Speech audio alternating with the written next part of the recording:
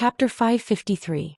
Guan Zhongkai was about to inform Qin Jiaxing through telepathy, but Yulandu's storage bag was already in Qin Jiaxing's hand. Qin Jiaxing, who was guarding the door, glanced at the two and sneered in his heart. He counted the spirit stones in the bag. Guan Zhongkai was speechless. He had done his best and Yulandu wouldn't be able to blame him. He sighed and strode to the side. With a whoosh, he soared into the sky and flew towards Gold Casting City.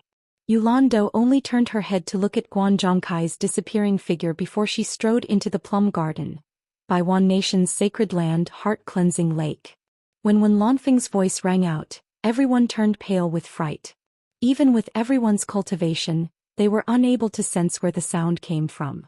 Even the 6 soul formation realm experts in the sky were no exception. Looking around, the verdant forest was shaking non-stop, and the calm surface of the lake had also lost its tranquility. All the soul formation realm experts present could do the same, but for some reason, everyone felt the atmosphere was strangely oppressive. The 6 people who wanted to fight couldn't. Pei Fong and the other 2 looked at each other and relaxed their tense expressions. Yin Baikong, who had been called out, felt a little awkward.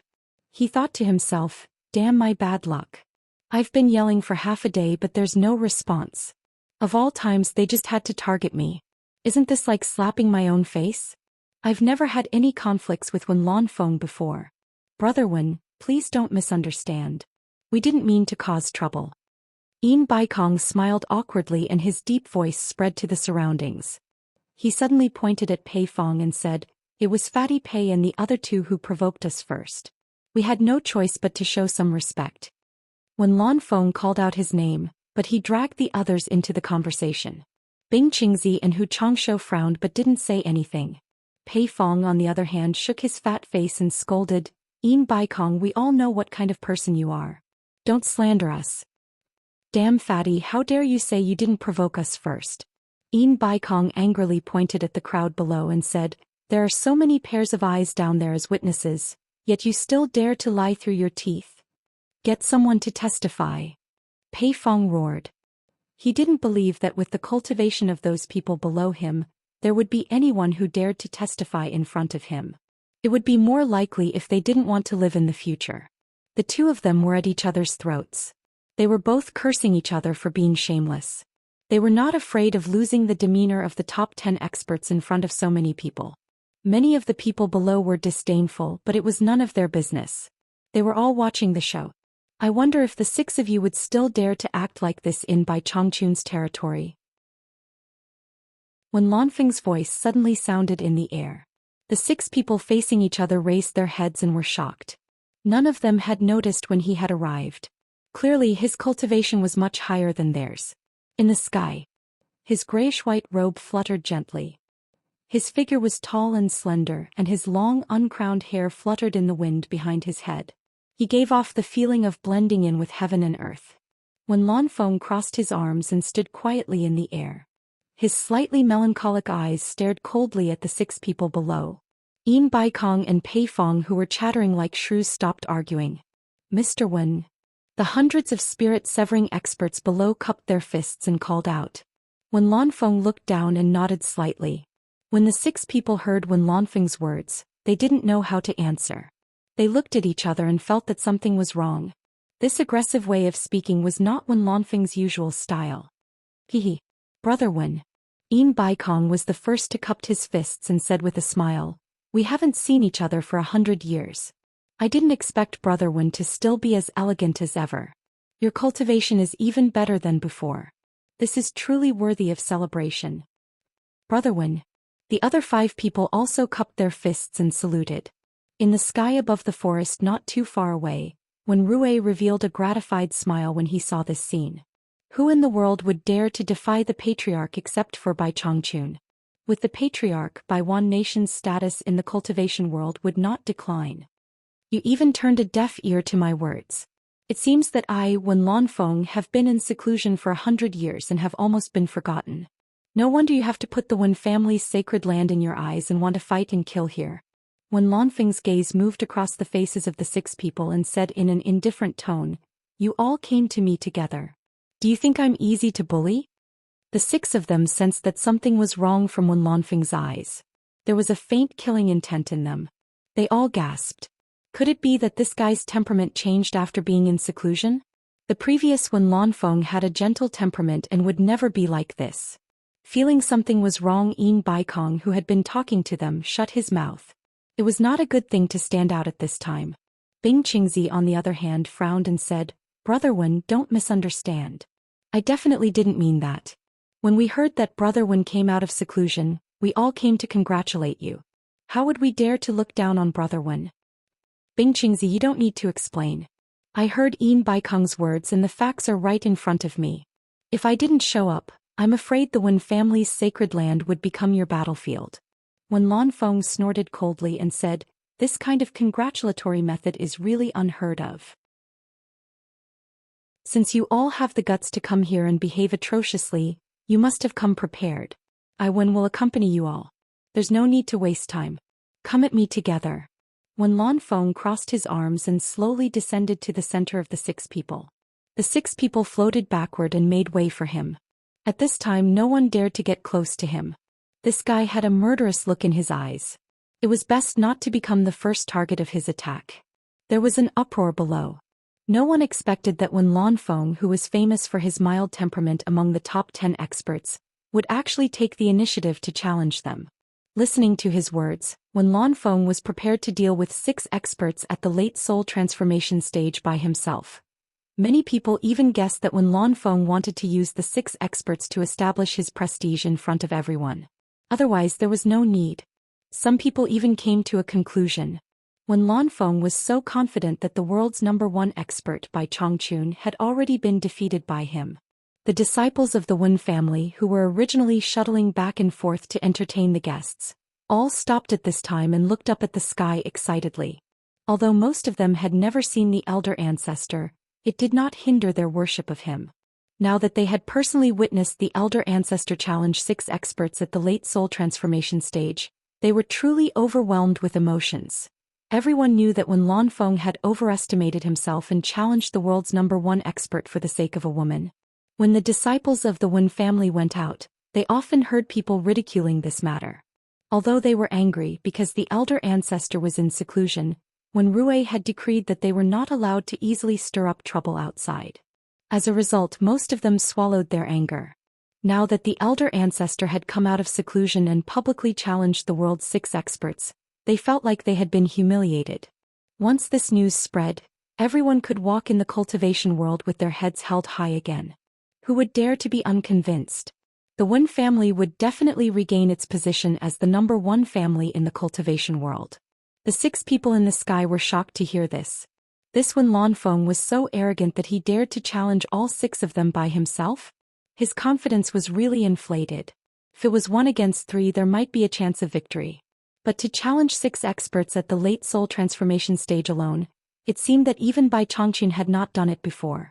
The 6 people suddenly thought of the same possibility that everyone else had guessed. Maybe Bai Chongqun had really been defeated by him. Bing Qingzi narrowed his eyes slightly and said, Brother Wen, we are indeed here to congratulate you. Isn't it a bit unreasonable for you to treat your guests like this? Wen Lanfeng said indifferently, Bing Qingzi, if someone came to your great snow mountain to make trouble, would you still treat them as guests? Bing Qingzi opened his mouth but was speechless. If someone came to his great snow mountain to fight, he would definitely take action. He wanted to say, this is different. But then again, what's the difference? The 6 people were well aware that it was precisely because Wen Lanfeng was easy to talk to and had a good temper that he would not do anything as long as they did not provoke the Wen family. That was why they had the courage to fight here. Just as Wen Lanfeng said, if they were in Bai Chongqun's territory, they would not even quarrel, let alone fight. At the end of the day, some things also depended on the person. It was just a matter of whether they were afraid or not. Bai Chongqun was a notorious fiend. If he was unhappy, he would kill someone. In front of him, no one would have the thought of causing trouble. Everyone was obedient and couldn't wait to hide.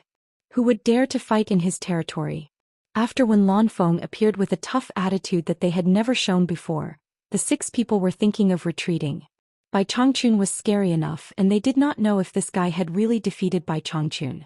But if they retreated like this, the news would immediately spread throughout the cultivation world. The so-called 6 late-stage soul transformation experts had joined forces, and yet they did not dare to accept Wen Lanfeng's challenge. If this news spread, it would be a joke. They could not afford to lose this face. Brother Wen, I'll first apologize to you. I was hot-headed and did not consider thoroughly. I shouldn't have caused trouble in your Wen family's sacred land. Yin Baikong was really adaptable. He bowed to Wen Lanfeng on the spot. After getting up, he sighed and said, Brother Wen, it really is a misunderstanding. We heard that after you came out of seclusion, you went to Demon Ghost region and defeated Bai Chongqun, becoming the #1 expert in the cultivation world. We specially came to congratulate you. We had absolutely no intention of not putting you in our eyes. If you don't believe me, you can ask everyone else. After saying this, Yin Baikong quickly transmitted his voice to the 5 people. Everyone, didn't you all come here to know the result of the battle in Demon Ghost region? I have already endured the humiliation. You should also cooperate. The people below looked at each other and whispered. The world commerce was worthy of being the largest force in the cultivation world. They actually knew that Wen Lanfeng had already defeated Bai Chongqun. After sighing, everyone looked at Wen Lanfeng in awe. The #1 expert in the world. The eyebrows of the other 5 who received Yin Baikong's voice unconsciously twitched as they glanced at Yin Baikong meaningfully. As expected of a famous old fox in the cultivation world. Using the opportunity to test the waters, this plan was very vicious. If Wen Lanfeng had even defeated Bai Chongqun, just this news alone would be enough to cause a sensation. The few of them losing face was really insignificant. If Wen Lanfeng had lost to Bai Chongqun and heard this, he would definitely not dare to accept the title of #1 expert in the world. Hehe. Wen Lanfeng, who could not defeat Bai Chongqun, was really nothing to be afraid of. With the 6 of them joining forces, he would probably not be able to escape today. Chapter 554. Although the 6 of them were respectful, the exchange of glances showed that they knew each other. If Wen Lanfeng won against Bai Chongqun, it would be fine. But if he lost, it would be the day of Wen Lanfeng's death. A great battle was inevitable, and the Wen family would completely disappear from the cultivation world. The 6 of them maintained their previous state, their gazes silently falling on Wen Lanfeng, quietly waiting for his reply. Although Wen Lanfeng had been trapped by love for many years, he had survived until now in the cultivation world and had such a high cultivation base. Naturally, he was not an ordinary person. He keenly sensed that the atmosphere between them had become a little strange. His melancholy eyes became deep in an instant. His cold gaze swept over them and finally fell on Yin Baikong's face, who was smiling apologetically. Yin Baikong's expression did not change. Besides Bai Chongqun, who dares to call himself the world's #1 expert? Wen Lanfeng replied indifferently. His robe fluttered slightly in the wind but silently stopped moving. No matter how strong the wind was, it would not be able to move the corner of his robe. The wind suddenly rose and the surrounding branches swayed unsteadily. The group of people below had been in the cultivation world for many years, so they naturally noticed that the atmosphere in the air was a little strange. The 7 people's robes were as heavy as 1,000 catties, and the wind did not move them. They were like stone statues floating in the air. No one said a word. They exchanged glances in silence and were also prepared to avoid being caught in the crossfire. Yin Baikong asked in surprise, did Brother Wen not fight Bai Chongqun? Or did Brother Wen and Bai Chongqun fight to a draw? Otherwise, with Bai Chongqun's temper, I'm afraid he would not be so easy to talk to. How could he let Brother Wen enter and leave the demon domain at will? Bai Chongqun's cultivation base is unfathomable, and he has the ability to shock the world and make the gods weep. There is a world of difference between us. In 3 moves he broke through my 100 years of cultivation and seriously injured me. Fortunately, Nongzhu arrived in time. Otherwise, I would not be able to stand here and speak with confidence today. Wen Lanfeng slowly told the truth, without the slightest intention of covering up his embarrassment. There was no need to cover up. Even if he cultivated in seclusion for another 100 years, he would not be Bai Chongqun's opponent. The disparity was too great. His cultivation was like child's play before Bai Chongqun, and it was truly not worth mentioning. In fact, he had vaguely guessed what the 6 of them were planning, but he still told them the truth without fear. Because he had made up his mind to fight with the 6 of them today. Wen Lanfeng also had his own pride. He was convinced that he had lost to Bai Chongqun, but he also wanted to prove that he deserved to be ranked second in the world. He wanted to defeat the 6 late divine transformation realm experts to tell her that although Wen Lanfeng was no match for Bai Chongqun, she was not a good-for-nothing. In addition, when Rui told him about the bitter history of the Wen clan's descendants over the past 100 years because of his defeat. During the 100 years he was in seclusion, the glory of the number 1 clan in the cultivation world had gradually declined. As the pillar of the Wen family, he had the responsibility to restore the family's former glory. At the same time, he needed to fulfill the promise he had made in Obedient Island. If he wanted to support Yu Qianzhou, he would also need to display his strength to intimidate the world. Otherwise, there would always be people who would play tricks on him. For example, the 6 top experts in the cultivation world in front of him. It was precisely because of this that he, who was famous for his good temper in the cultivation world, was no longer docile.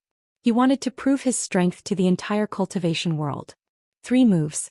Everyone gasped. Bai Chongqun actually used only 3 moves to defeat Wen Lanfeng?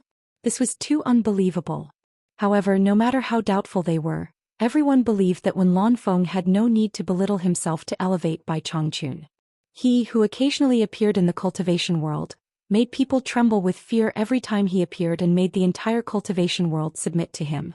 He was dressed in a light green robe and his signature lean face. He was never one to smile. He was cold and indifferent, his eyes were cold and ruthless, and he would kill at the slightest provocation. It was like a shadow shrouding the heads of everyone in the cultivation world. That name was like a monument that people would never be able to surpass. It made people tremble with fear and tremble with fear. Now that they heard the news of Wen Lanfeng being defeated in 3 moves, everyone's mood was indescribable.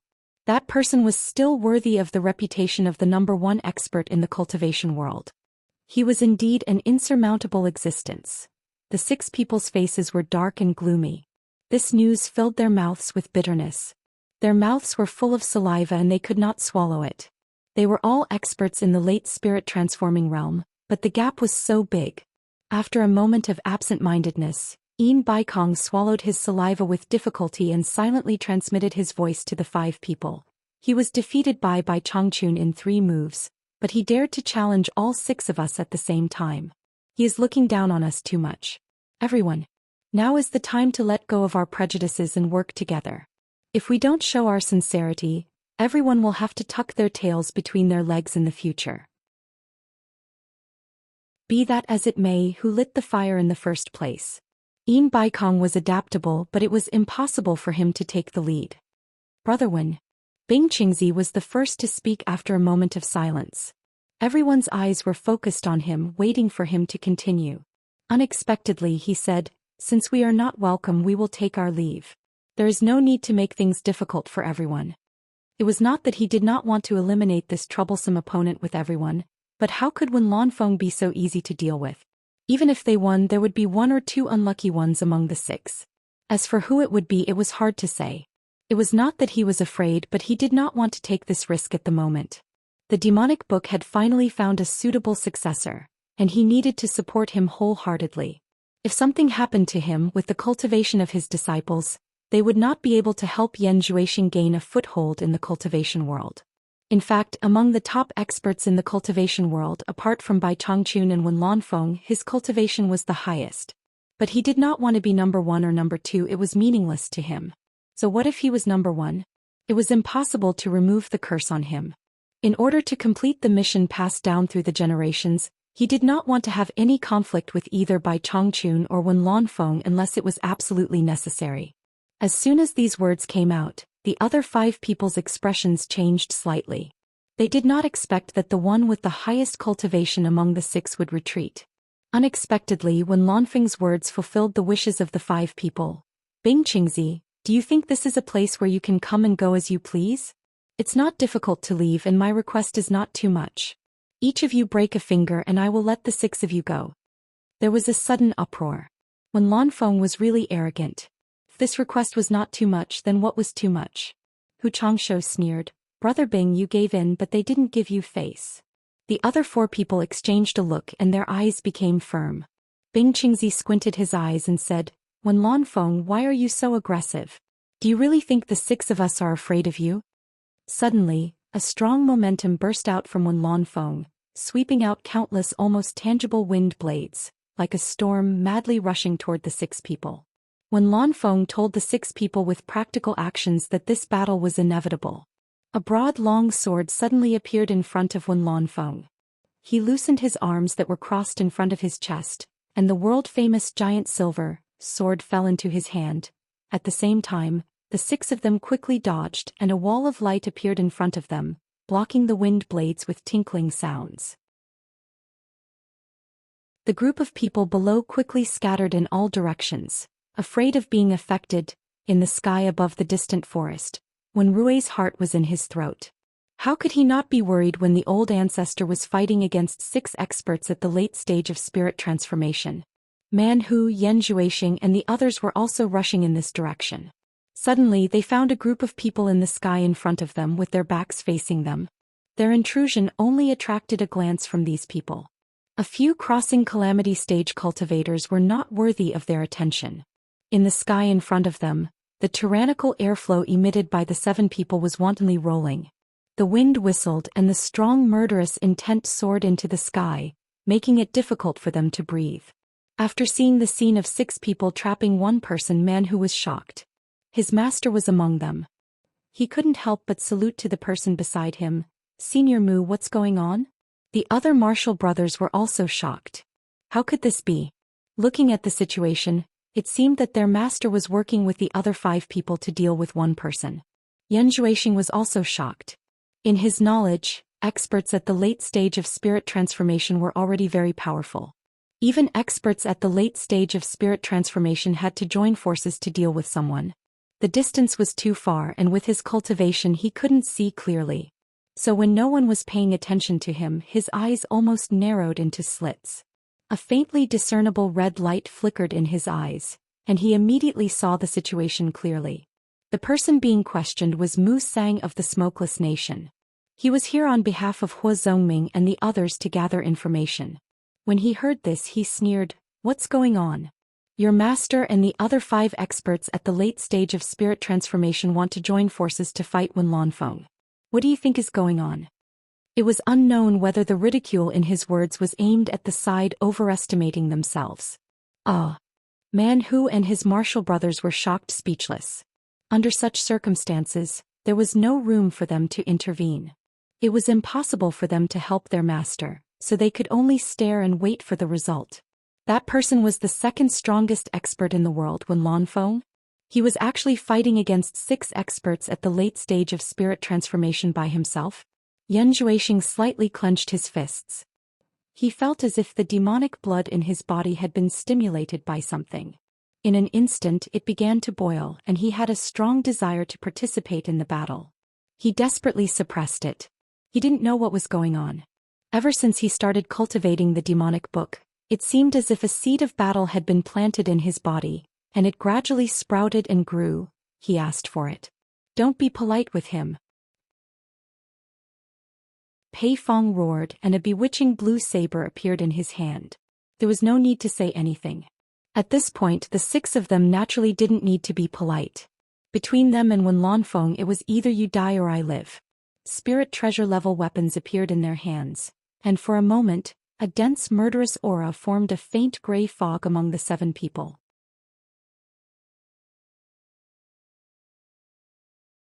Chapter 555. Monarch Descending Ruler. Blue Beauty Fiend Saber. Deadly Claws. Cloud Sword. Mysterious Ice Sword. Sword of Wealth. Giant Silver Sword. Enviable names popped out from everyone's mouth and some even exclaimed, "They're all mid-grade spiritual treasures." It's rare to see 7 mid-grade spiritual treasures at once. Yan Zhuixing glanced at the crowd and asked Man Hu, "Who are these people?"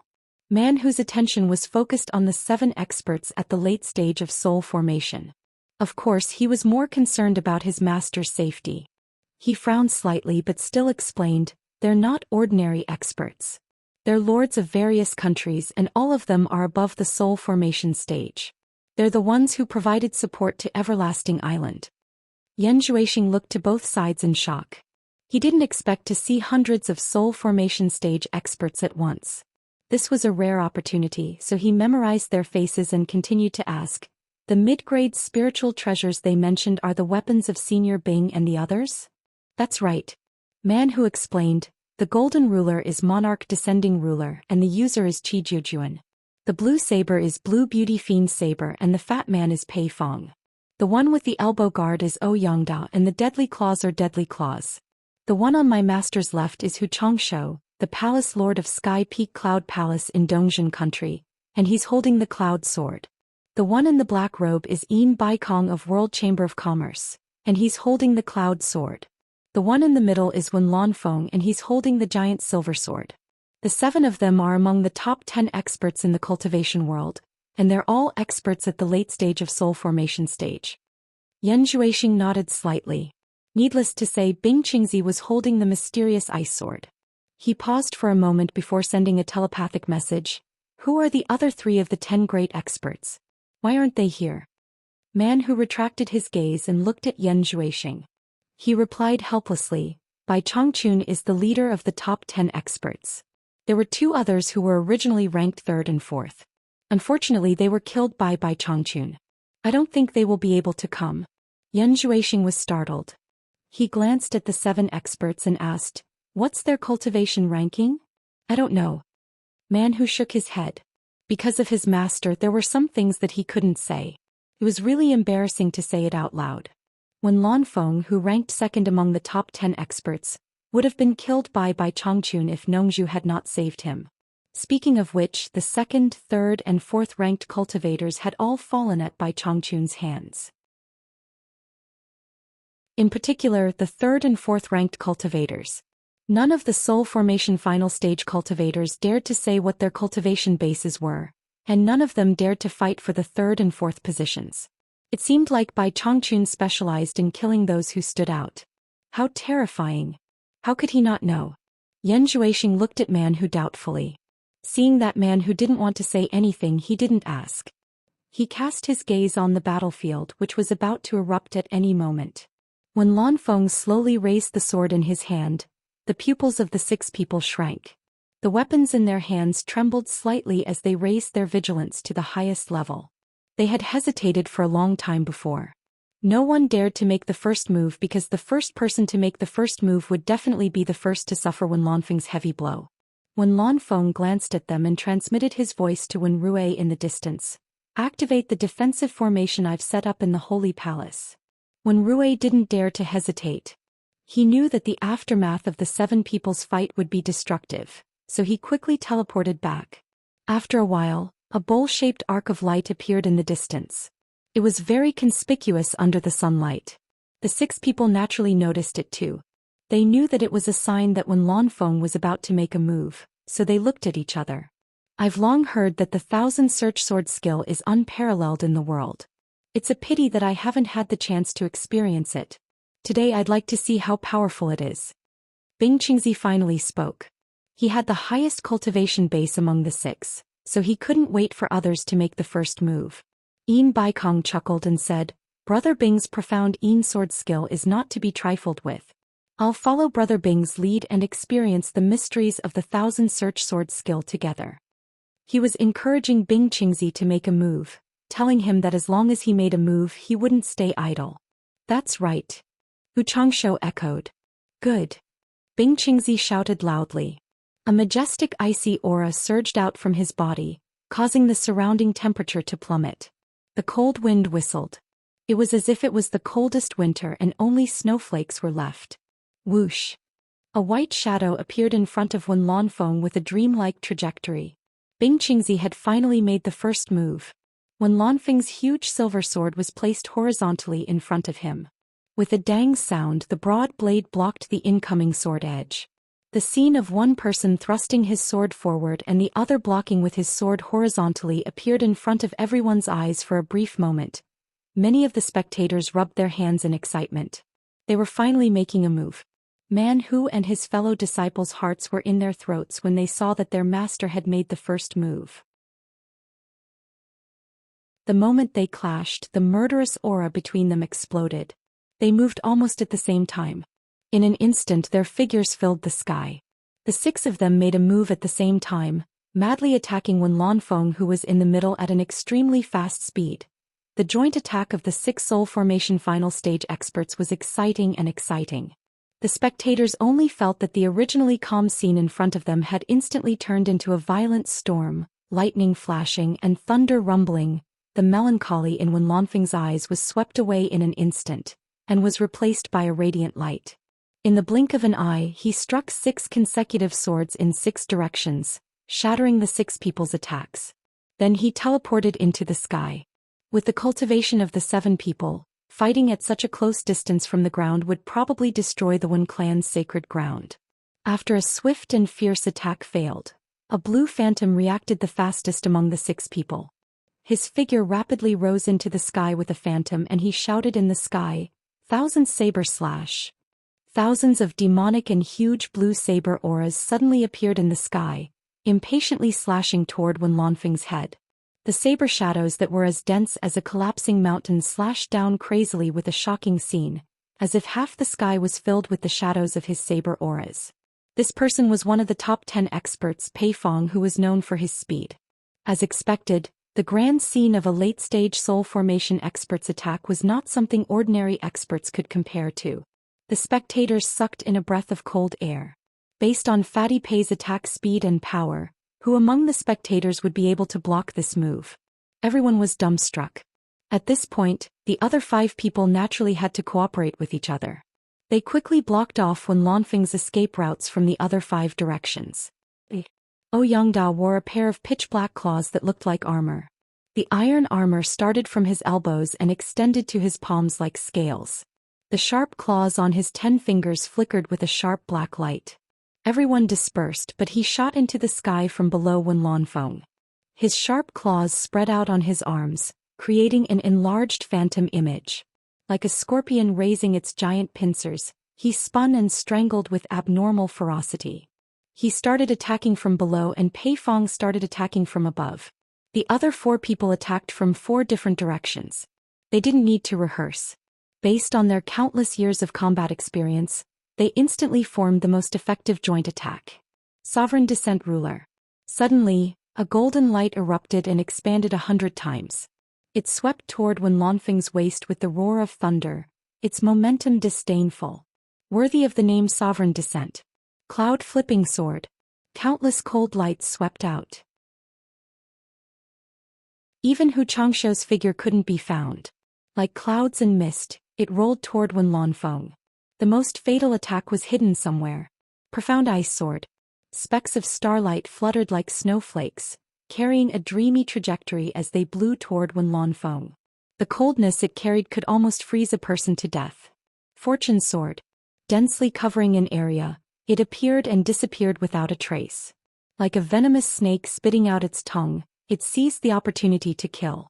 The 6 people attacked together. Within a radius of nearly 1,000 meters high in the sky, the shadows of the 6 people attacking were instantly everywhere. Floating clouds had long since been shattered by the fierce momentum. Amidst the undulating wind and clouds, it was all the magnificent performance of the 6 people. The people below couldn't even see Wen Lanfeng's shadow. Everyone stared at this scene in shock. All of them secretly wondered who would be able to escape from the joint attack of these 6 people. Even Bai Changchun couldn't be sure. Wen Lanfeng was doomed. Wen Rui's heart was in a mess. If the ancestor lost, the Wen family would be completely finished. Within Yan Zhuixing's narrowed eyes, a red light glimmered. Relying on his cultivation, he couldn't clearly see the fight from so far away, but how could others know of the extraordinariness of his demon eye? In fact, he could see more clearly than the present soul formation experts. Sword without arrows. Wen Lanfeng's explosive shout came from high above. In a flash, a swift and fierce sword aura grew from the 6 people's encirclement.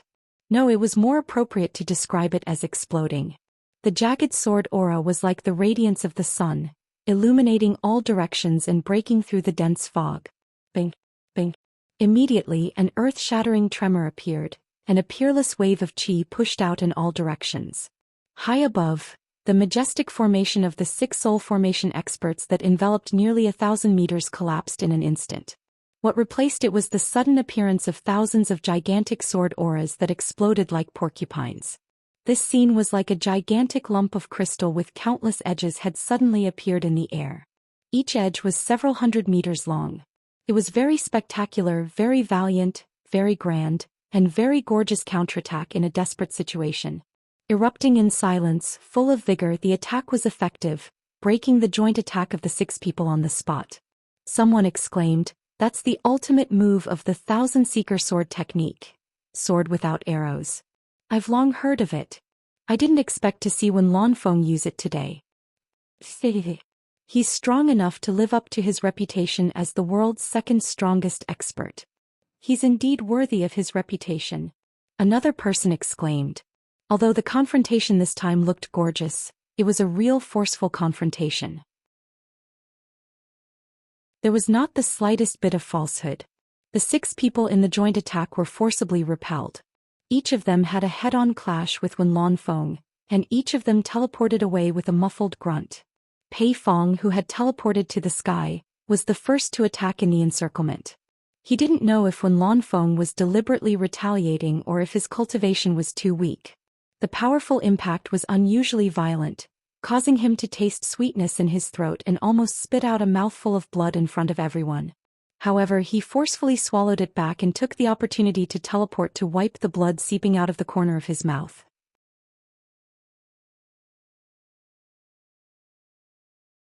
Chapter 556. Shock. At this moment the 6 of them were extremely shocked. Compared to the spectators below, the 6 of them knew better what had just happened. They finally had the chance to trap an expert like Wen Lanfeng. Naturally, they did not want him to escape. Otherwise, it would be very terrifying if he came looking for them one by one for revenge in the future.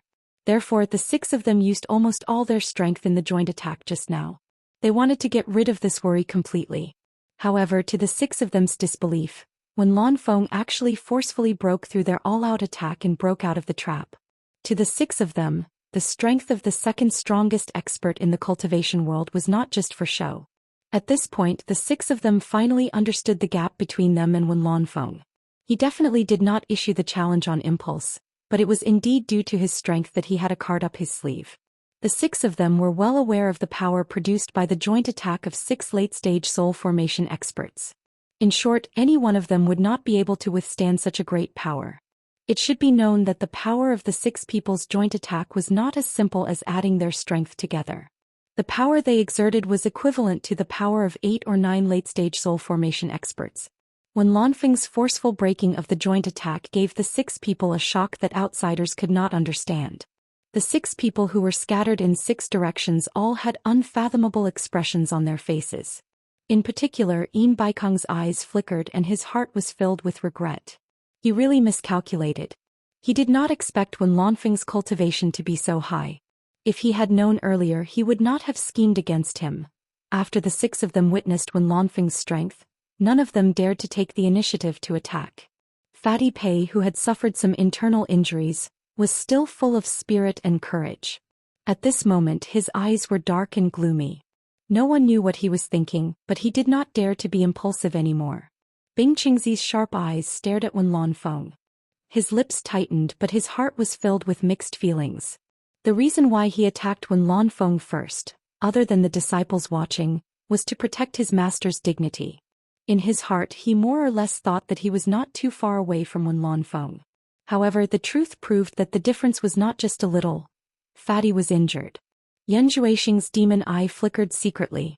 He clearly saw Pei Fong's action of quietly wiping the blood from the corner of his mouth. Not a single expression on the faces of the 6 could escape his observation. Although they could not experience the power of this exchange, they could clearly see that the 6 of them had been frightened by Wen Lanfeng's move. Everyone also sensed that something was amiss from this brief silence. The 6 of them had been attacking together with an indomitable will just moments ago. Why were there no movements now? When Rui finally heaved a sigh of relief. The old ancestor was more powerful than he had imagined. In the air, the crystal spikes that were hundreds of meters long had already disappeared. Wen Lanfeng stood proudly in the sky with his sword in hand. His long hair fluttered in the wind behind his shoulders. His slender figure stood tall and straight like a god, accepting the admiration of the soul formation stage experts. He looked calm on the surface, but in his heart he was shouting lucky.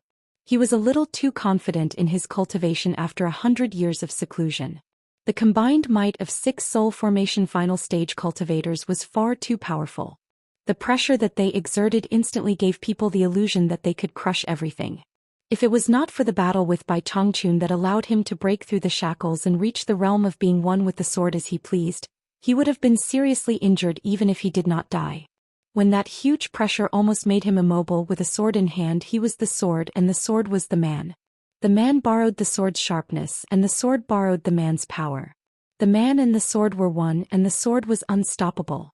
His lifelong cultivation glowed with thousands of sword auras, and they exploded against the strong pressure. It was a magnificent and spectacular scene that appeared out of thin air. Although he had broken through the dangerous situation with force, his body was not much better.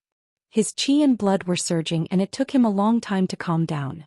No matter what, he had still broken through the joint attack of 6 soul formation final stage cultivators. When Lanfeng's confidence soared, the giant silver sword in his hand tilted slightly and he said proudly in the air, "Everyone, this is just the beginning. Why are you not fighting anymore?" His voice reverberated between heaven and earth, and there was no doubt that the arrogance in his words was unmistakable. The group of people below was amazed. Although he was not a match for Bai Changchun, he was not someone who could be easily defeated by others. Everyone could tell that he despised the 6 soul formation final stage cultivators. "If we don't fight now, when will we fight?" When Lanfeng turned his head to look at them, and his long hair danced fiercely in the wind behind his shoulders. His eyes fell on Bing Qingzi and he said indifferently, "If you don't fight now, don't blame me for being rude." His words were aggressive, and the prestige of a peerless master fluttered between heaven and earth, which made people feel relaxed and happy. When Rui tightened his lips and his excitement was beyond words. From today onwards, the Wen family would once again stand on the top of all countries. Although the cultivation of Man Hu and his brothers was not as good as the others, they could also see some clues. Their master and the others must have been shocked by the fight just now and some of them flinched. When Lanfeng's strength made them a little uneasy, and they were worried about their master. Yan Zhuixing's pair of demonic eyes stared at Wen Lanfeng, and he was fascinated, but he was also silent. When Lanfeng Bai Changchun, wait for me. When I, Yan Zhuixing, succeed in my demonic cultivation, I will definitely compete with you to see who is the peerless master. Bing Qingzi glanced at Yan Zhuixing in the distance, and thought of the mission he shouldered. He really could not afford to gamble, and his renewed fighting spirit was extinguished again. He sighed, "Brother Wen, don't push me too far. I admit that your cultivation is higher than mine and I admit defeat." There was an uproar below. No one expected that the world-famous master of the Great Snow Mountain would admit defeat so easily under the watchful eyes of so many people. The other 5 people in the air were also shocked, and even when Lanfeng was a little surprised. Who would admit defeat when their cultivation reached such a level unless they had no other choice? Man who knew his master the most, heard the helplessness in his master's words. He suddenly turned around, looked at Yan Zhuixing with tears in his eyes and transmitted a message. "Yan Zhuixing, master endured the humiliation for you. Otherwise, with master's noble and virtuous character, he would not have suffered such a great humiliation." The other 3 junior brothers bit their lips and kept silent with pale faces.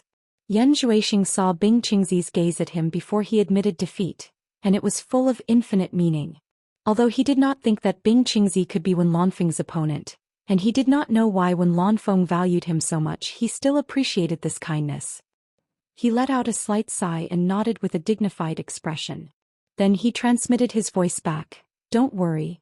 Wait until the day I master the demonic arts. I will help Senior Bing get back at Wen Lanfeng 1,000-fold for the humiliation he suffered today." "It's good that you understand." Man whose lips trembled and he turned his head. Wen Lanfeng looked at Bing Qingzi with a somewhat complicated expression, and then said indifferently, "Since you have admitted defeat, it's none of your business." Since Bing Qingzi had said such words based on his character, he would not continue to force him. If it was Yu Qianqiu, he would definitely think that this old guy must have some ulterior motives for enduring such humiliation.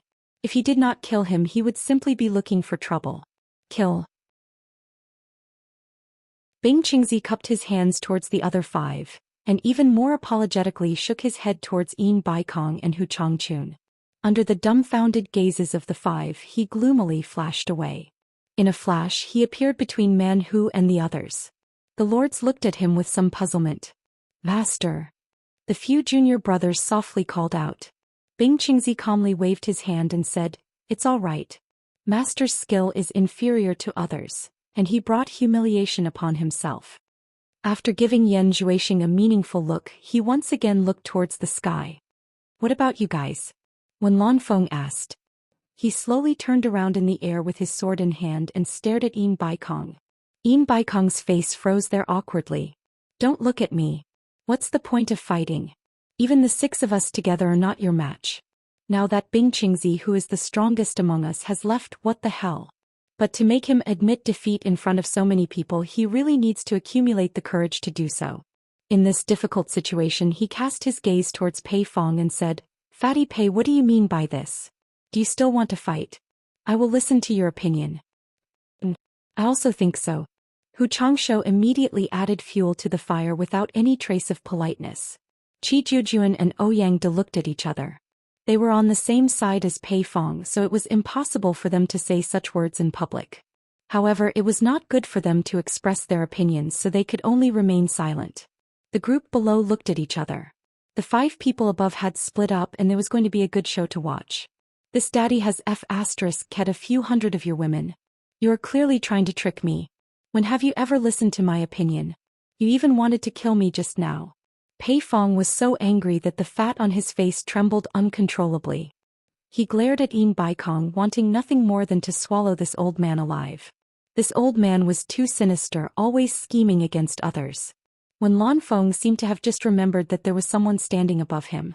He coldly snorted and said, "I don't like people standing above me and talking. If you don't want to die, then get down here and answer me." Pei Fong's expression was very interesting. He suppressed his anger and helplessly flashed to Qi Jujuan's side in a huff. The blue-faced bewitching blade that he had used to attack when Lanfeng just now was placed behind his back. However, its body was too fat and it looked a little out of place. "When Lanfeng, we are in the wrong today. I will apologize to you. Where it is possible to let people go, one should forgive them." Pei Fong finally spoke softly, which was equivalent to admitting defeat in disguise. However, he still wanted to save his last bit of face. When Lanfeng glanced at Bing Qingzi, who had already left the arena, he suddenly turned his gaze back and said indifferently, "Just now, everyone joined forces and seemed to want to kill me.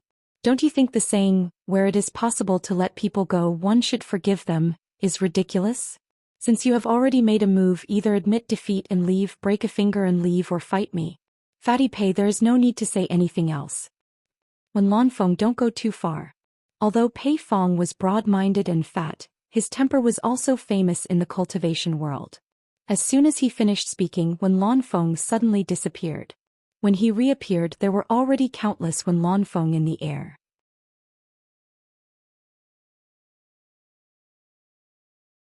Chapter 557.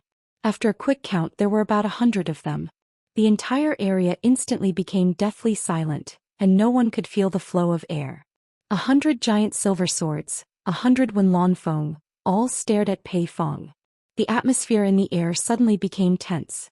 Anyone could see that When Lanfeng was about to take the initiative to attack. "They're not phantoms." Someone below exclaimed, "It's the Qi manipulation form." When Lanfeng's cultivation has actually reached the realm of Qi manipulation form. This is a legendary immortal technique. Yan Zhuixing's demon eye flickered and found that the 100 When Lanfengs were not phantoms. But if they were real, they did not seem to be real. He turned around and asked, "Senior Bing, what's the Qi manipulation form?" Bing Qingzi squinted his eyes and stared at the sky, shaking his head. "It's not the Qi manipulation form. It's the 1,000 search sword skills extraordinary sword-splitting art. It's said that when practiced to a high level, one can split into thousands of clones to attack at the same time. That's how the name 1,000 search sword skill came about. It seems that When Lanfeng has not reached that level yet." Yan Zhuixing replied with an "oh," and those around him who did not understand were enlightened. Looking at the sky again, they found it funny. What a bad karma. Previously, there were 6 people surrounding When Lanfeng, but in the blink of an eye, there were 100 Wenlanfangs surrounding him. Fatty Pei, make up your mind. I can't wait for too long. This was a threat. The 100 Wenlanfangs spoke at the same time, and their voices reverberated in the air as if there were 100 people speaking at the same time. Wenlanfeng was still Wenlanfeng. No matter how ruthless he was, he could not be so ruthless. If it was Yu Qianqiu, it would be good if he did not sneak attack. He would definitely not do it in such a dignified manner. He would kill those who deserved to be killed. Wenlanfeng, don't go too far. Pei Fong held the blue-faced bewitching blade in his hand. Looking around, he found that he had been locked by Wenlanfeng's aura. He wanted to escape. Although his ability to escape was rare, he did not know if he could escape from Wenlanfeng's hands. After all, the difference in cultivation was too big. Yin Baikong and Hu Changshou exchanged glances. They were somewhat pleased with themselves as they waited to see Pei Fong make a fool of himself.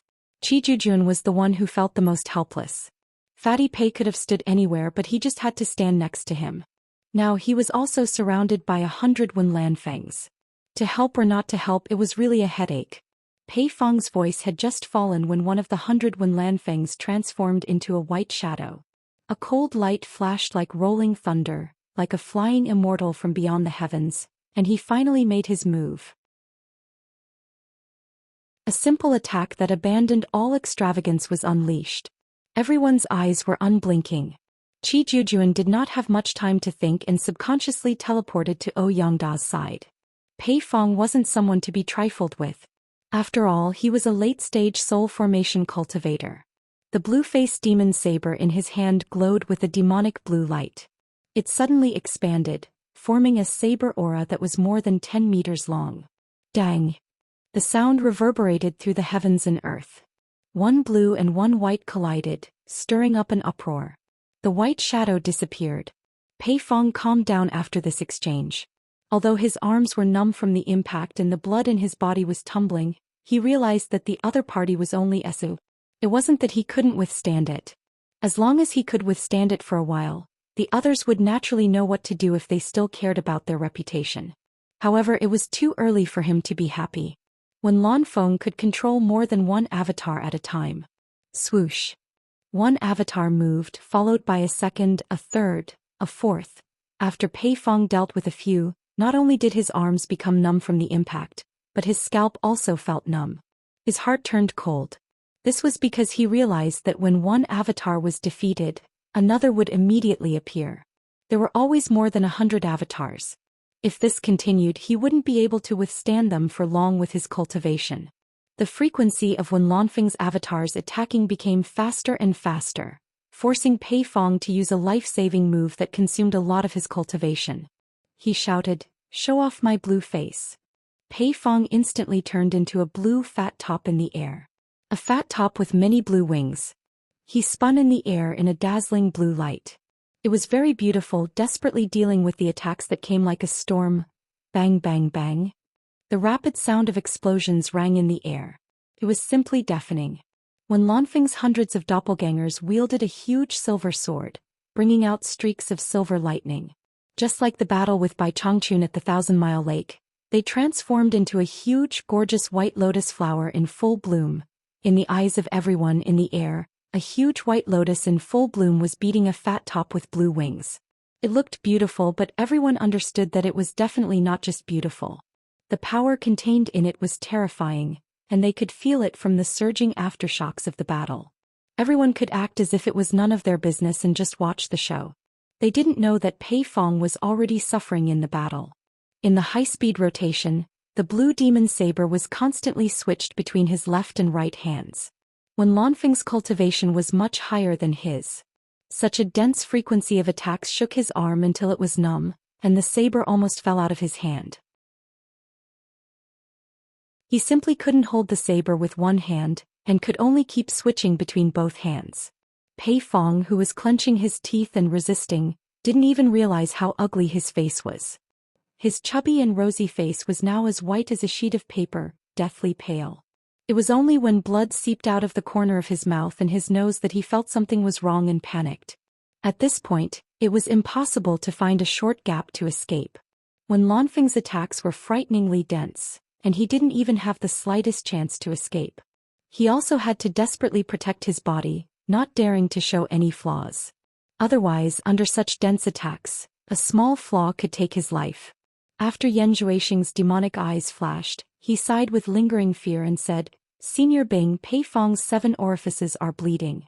He's already injured and I'm afraid he can't hold on any longer."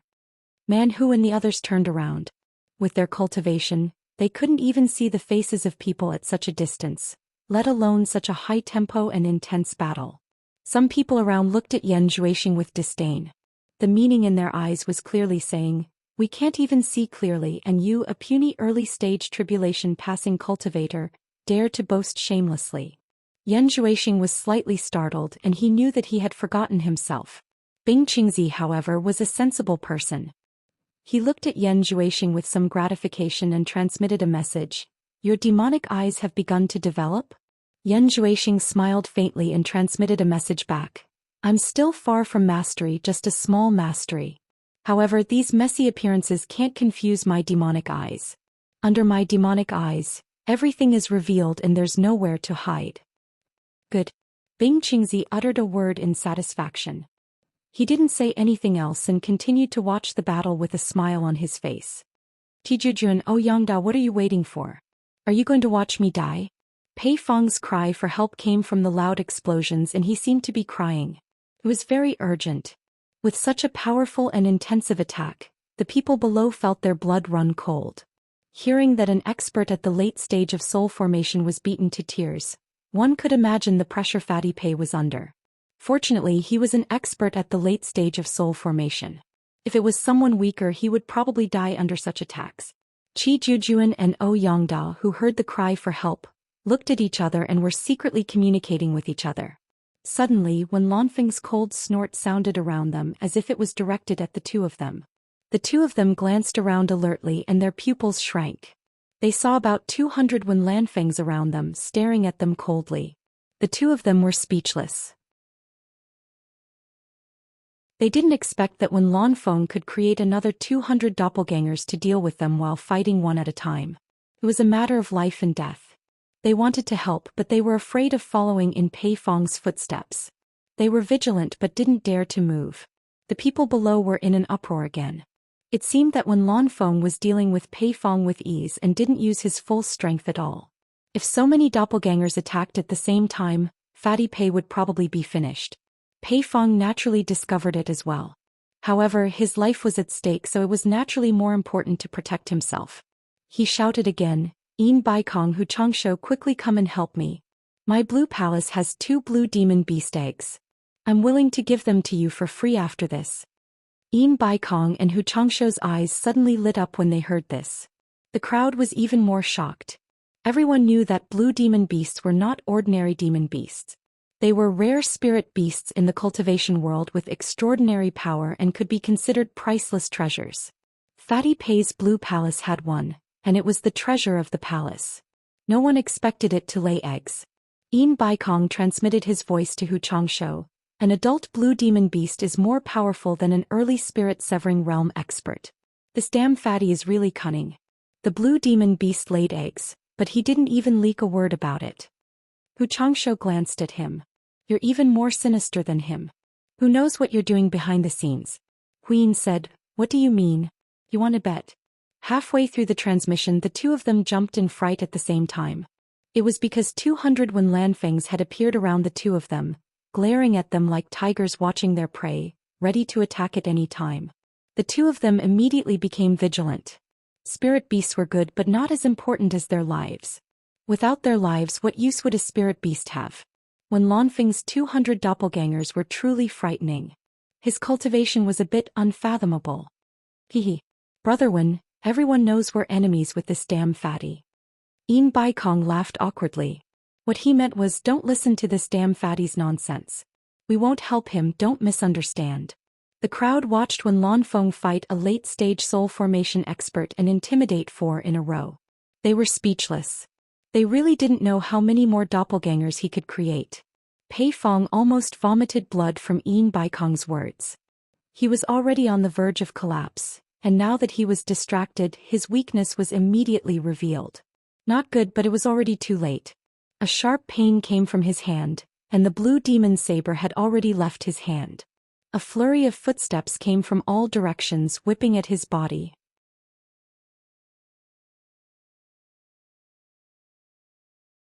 Chapter 558.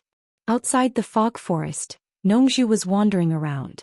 According to reliable sources, Yu Qianqiu was hiding inside, so Nongzhu tried his best to find him, but to no avail. After wandering around for a few days, Nongzhu felt that something was wrong. According to her understanding of Yu Qianqiu, that guy was a restless person. Why would he stay inside? Coincidentally, she received news that a guy called Niu Yid had cheated a lot of spirit stones from later Zhou. Nongzhu's first reaction was that this Niu Yid might be Yu Qianqiu. However, when she heard that this Niu Yid was a soul formation expert, Nongzhu denied her previous guess. Yu Qianqiu could change his appearance, but his cultivation couldn't be faked. However, Nongzhu was very curious about who this Niu Yid was. Even with her vast knowledge in the cultivation world, she had never heard of this person. Out of curiosity, she decided to go to Ghost Manor to take a look. Others might be afraid of the one-armed old man, but he didn't care. Before she left, she suddenly heard another shocking news. In the sacred land of Baiwan, when Lan Feng defeated 6 late-stage soul formation experts, Pei Feng was seriously injured, and one of his palms was cut off by Wen Lanfeng's sword. There were also 5 experts who admitted defeat to Wen Lanfeng. The most baffling thing was that Wen Lanfeng had said that he admired Yu Qianqiu very much after hearing that he was overflowing with talent. He also warned the soul formation experts who were preparing to deal with Yu Qianqiu that he wouldn't sit idly by. In the southeast of the fog forest, several cultivators were preparing all kinds of food and flattering Nongzhu in a large pile of rocks. There were also a few who were telling Nongzhu the latest news. Holding a roasted muntjac leg, Nongzhu squatted on the big rock and stared at the people who were looking at her in shock. Is this news true? Are you sure? Senior Nongzhu, we would never dare to lie to you. One of them patted his chest and guaranteed, this news is absolutely true. Right now, this matter has already spread like wildfire. There's no way it's fake. Eat and drink well. I'll go ask Wen Lanfeng. Nongzhu threw the roasted muntjac leg into the man's arms and disappeared into thin air. The man hugged the oily roasted muntjac leg and looked at the others. In the plum garden of the Ghost Manor, Yu Qianqiu, who had extorted all the countries, used his free time to practice the animal show in the garden. This was something that he would practice whenever he was free. He had always been very confident in the things that Bai Changchun came up with, so he would practice hard whenever he was free. Fu Chun and Qin Jiaxing didn't understand what their boss was doing, but it didn't matter whether they understood or not. The task that Yu Qianqiu gave them was to inquire about the news of the cultivation world every day. The two of them were happy to be the best among the wandering cultivators. When Yu Qianqiu heard the news that Wen Lanfeng defeated 6 cultivators at the late soul formation stage, he was really amazed. It would be a lie to say that he was not envious. However, he was still quite disdainful of the fact that Wen Lanfeng beat Pei Feng seriously but didn't kill him. It was obvious that he had already offended Pei Feng, but he still left a source of trouble. Would Wen Lanfeng say that he was good? When he heard Wen Lanfeng say that he would support him, Yu Qianqiu was completely speechless. He wandered around the plum garden with his hands behind his back, looking at the sky and then the ground. In short, he was full of questions. What could he do? There were old branches in the plum garden, but there were no plums to compete with. Yu Qianqiu wandered around the bare plum forest for a long time, but he really couldn't figure out why. Although he had long heard of Wen Lanfeng, the love addict, he had never seen him before. He didn't even know how tall, short, fat, or thin he was. After thinking about it, he could only think of one possibility. He knew that Wen Lanfeng went to the demon domain to challenge his master. If an expert like Wen Lanfeng came out to support him, it must be related to the demon domain. Old Bai didn't seem like someone who would ask for help. Could it be related to Nongzhu? Yu Qianqiu snapped a plum branch absent-mindedly. He guessed that it was possible, but he couldn't be sure. Who cares? I can't be bothered to think about it. It's not a bad thing anyway. Yu Qianqiu muttered and threw away the plum branch in his hand. He waved his hand to summon his 2 subordinates who were reporting the news and asked, "Are you ready for tomorrow?" The 2 replied, "Everything is ready." Yu Qianqiu nodded with satisfaction. Fu Chun asked hesitantly, "Boss, are we really going to go with whoever gives us the most money?" "Of course. Yu Qianzhou wandered away with his hands behind his back. The two who were left behind looked at each other in confusion. Ghost Manor welcomed the same liveliness it had 10 days ago. Inexperienced loose cultivators crowded around the manor. There seemed to be even more people than the last time. There was no other reason than the arrival of a large group of experts. However, this time the experts didn't seem to be in a good mood. They had to suffer in silence. As long as the people involved knew what was going on, they wouldn't let the surrounding loose cultivators know. However, the loose cultivators weren't fools. They could guess what was going on even if they didn't say it out loud. These people had been cheated of so much money. They would probably be punished by their sect elders when they got back. However, Nyoye didn't go too far this time. He didn't ask them to pay for the queue. After Fu Chun and Qin Jiaxing took the jade archives from the crowd, they said, "Please wait a moment." Then they entered the plum garden together. Most of the crowd waited silently for the final result, then prepared to rush back to report. Among the crowd, Yulan looked around looking for Guan Zhongkai. After suffering a loss, he finally understood that Guan Zhongkai was trying to warn him, but he didn't appreciate it and fell for it. Now that he thought about it, he felt sorry for himself and his old friend's good intentions. To his disappointment, he didn't see Guan Zhongkai. Instead, he saw Guan Zhongkai's junior brother, Niesheng. Yulan squeezed through the crowd curiously and came to Niesheng's side. He asked, "Brother Nia, why isn't your senior brother Guan Zhongkai here?" Niesheng glanced at him and knew that he was his eldest senior brother's old friend. He expressionlessly replied, "Master has other matters for senior brother to attend to. He left this to me." Seeing his indifferent expression, Yulan softly said, "Oh." Then he didn't say anything else. One mustn't wash one's dirty linen in public. In fact, there were some things that Niesheng couldn't tell him. 10 days ago, when Guan Zhongkai returned, he nervously told Sikongju about how he had been cheated. As a result, Sikongju flew into a rage.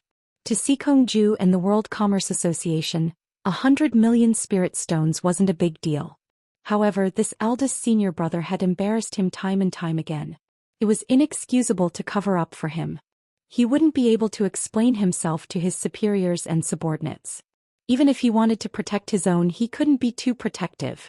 Thus, he sealed Guan Zhongkai's dantian on the spot, stripped him of all his rights in the World Commerce Association and locked him up.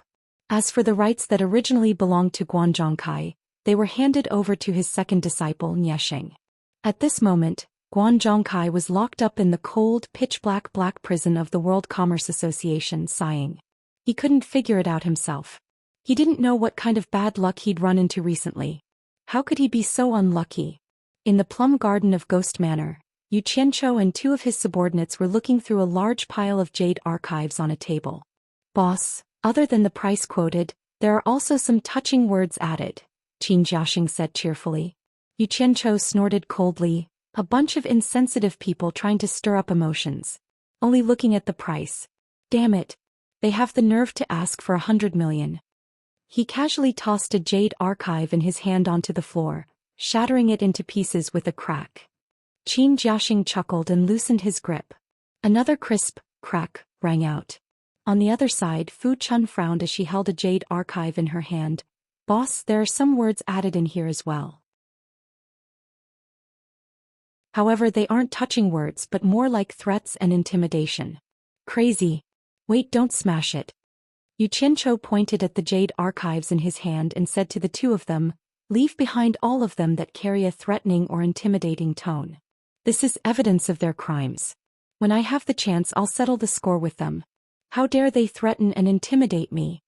The three of them carefully selected for almost half a day before they finally picked out the 10 jade archives that offered the highest price. Without exception, these 10 jade archives were backed by one of the top nations in the cultivation world. The lowest price was also 300 million high-grade spirit stones. The one who offered the highest price did not surprise Yu Qianzhou. As expected, it was the wealthiest and most influential World Commerce Association in the world. Look at their imposing manner. This is what you call an exorbitant demand. Cut to the chase. A fixed price of 1 billion. How refreshing. Yu Qianzhou's eyes narrowed into slits as he laughed. Qin Jiaxing exclaimed, "The World Commerce Association's wealth is indeed frightening. Compared to the second highest bidder who offered 600 million, it's a whopping 400 million. Fu Chun shook her head and said, they're determined to get it. Yu Qianzhou handed the Jade Archive to Fu Chun and said, go and announce the highest price that the World Commerce Association has offered, lest people say that I'm being unfair. Also, invite the people from the World Commerce Association in and we'll discuss when to pay. The group of people outside the door was already in a bad mood. Now that they had to wait for almost half a day, none of them had a pleasant expression on their faces. Most importantly, many of them did not hold out much hope for this segment of the bidding. If the price wasn't high, it would be a miracle if they relied on the emotional and intimidating words in the Jade Archives.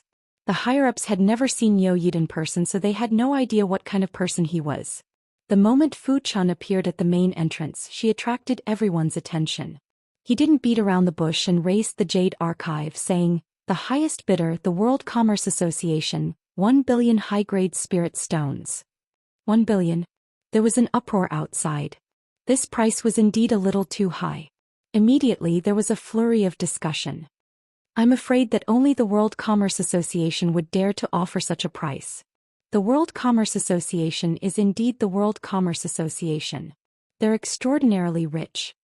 The crowd's gazes landed on the silent Niexing. The latter's face was taut, and there was no sign of joy or pride after winning the bidding. Fu Chun ignored the crowd's discussion. She swept her gaze around and did not see Guan Zhongkai of the World Commerce Association. She then raised the Jade Archive in her hand and said in a loud voice, Senior Nyo wishes to invite an esteemed guest from the World Commerce Association into the Plum Gardens for a meeting. May I know who it is? Me. Niexing walked out. Fu Chun was slightly taken aback. She then raised her hand and said, please come in.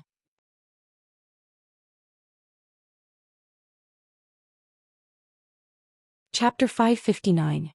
He politely led Niexing in, looking back every few steps, afraid that this esteemed guest would bump into something or step on a pebble and fall. Such a careful attitude made Niexing feel uncomfortable all over, and he almost got goosebumps all over his body. They followed the stone path, passed through the plum forest, then climbed the steps and entered the main hall. A middle-aged man was sitting in the middle of the main hall with his legs crossed, sipping on a cup of tea. Only that Nyo Yid could sit so casually in such a high position. Niexing naturally wouldn't look down on him just because he looked young. The cultivation world never judged one's age based on one's appearance.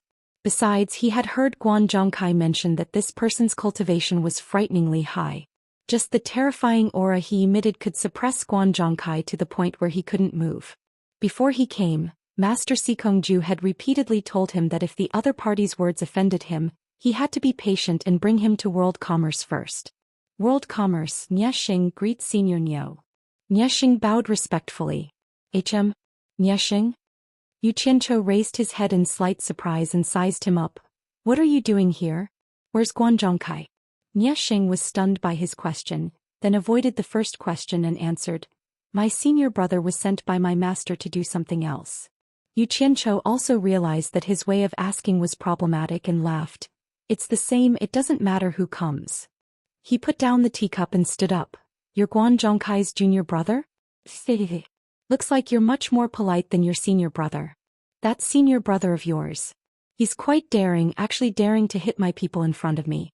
I had to punish him. Niexing frowned and gave a perfunctory yes.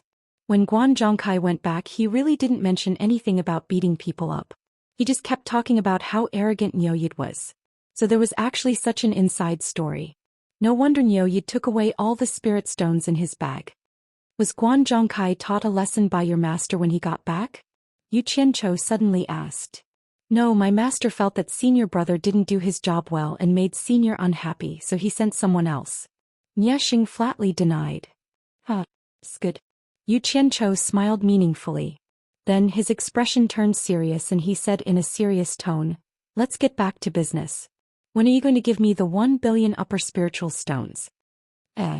Niexing was startled. 1 billion high-grade spirit stones is not a small amount. No one carries it with them all the time. Naturally, we have to wait until Senior gets to World Commerce Headquarters to give. Headquarters? Yu Qianzhou frowned and said, you mean we have to go to Cornucopia? Yes. Nieshing nodded and said, 1 billion high-grade spirit stones. Apart from the headquarters, the other branches are unable to gather such a large amount of spirit stones. In other words, if I don't go to the headquarters of the World Chamber of Commerce, I won't be able to get this money. Yu Qianchou said mockingly, if I go and you don't give it to me, will I be unable to do anything to you? World I brother Yu Xing, worse I Yu Xing you. Nieshing's expression did not change as he replied respectfully, Senior is too serious. Since Senior is going to head to the headquarters after taking the money, why don't you go directly to the headquarters to get the money? That way we won't have to trouble ourselves. What's more, Senior will be a member of the World Chamber of Commerce in the future. How can you say that you can't leave? Unless Senior doesn't want to stay in world commerce. If that's the case, please speak frankly. We won't disturb you anymore. Yu Qianchou was stunned by his words. He looked at Nieshing again and realized that this guy was much stronger than his senior brother. You're right. Yu Qianchou smiled and said, it shouldn't be a problem for this gold casting city branch to mobilize 1 or 200 million superior grade spirit stones, right? Nieshing's eyes flashed. He didn't understand what he meant. He said, give me some time. If there are no accidents, there shouldn't be a problem. He left a way out in his words and didn't give a definite answer. Deposit. I want 200 million superior grade spirit stones as a deposit, in case you go back on your word and I don't get a single spirit stone, Yu Qianchou said bluntly. Once I get the deposit, I'll immediately depart for the World Chamber of Commerce's headquarters. This. Nieshing said, I can't make the decision on this. I'll have to report this to my master. I'll give you 1 day. If you're late, I won't wait. I'll find someone else to work with. Yu Qianchou said indifferently, see the guest out. Fu Chun walked over and raised her hand, please. Nieshing didn't waste time. He cupped his hands and said, goodbye. He then turned and strode away.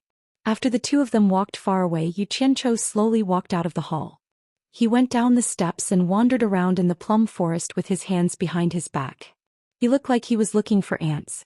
When Fu Chun and Qin Jiaxing returned, they saw that he was thinking about something. They didn't disturb him and quietly left. As he swayed back and forth, the laughter from outside suddenly disappeared.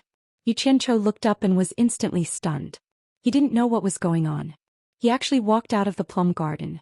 Maybe he was too engrossed in his thoughts. The wandering cultivators around him looked at him with awe. Yu Qianchou smiled and turned to walk back.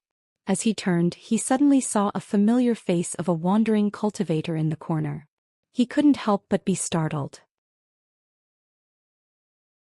That wandering cultivator saw him staring at him and bowed respectfully. Senior Niu.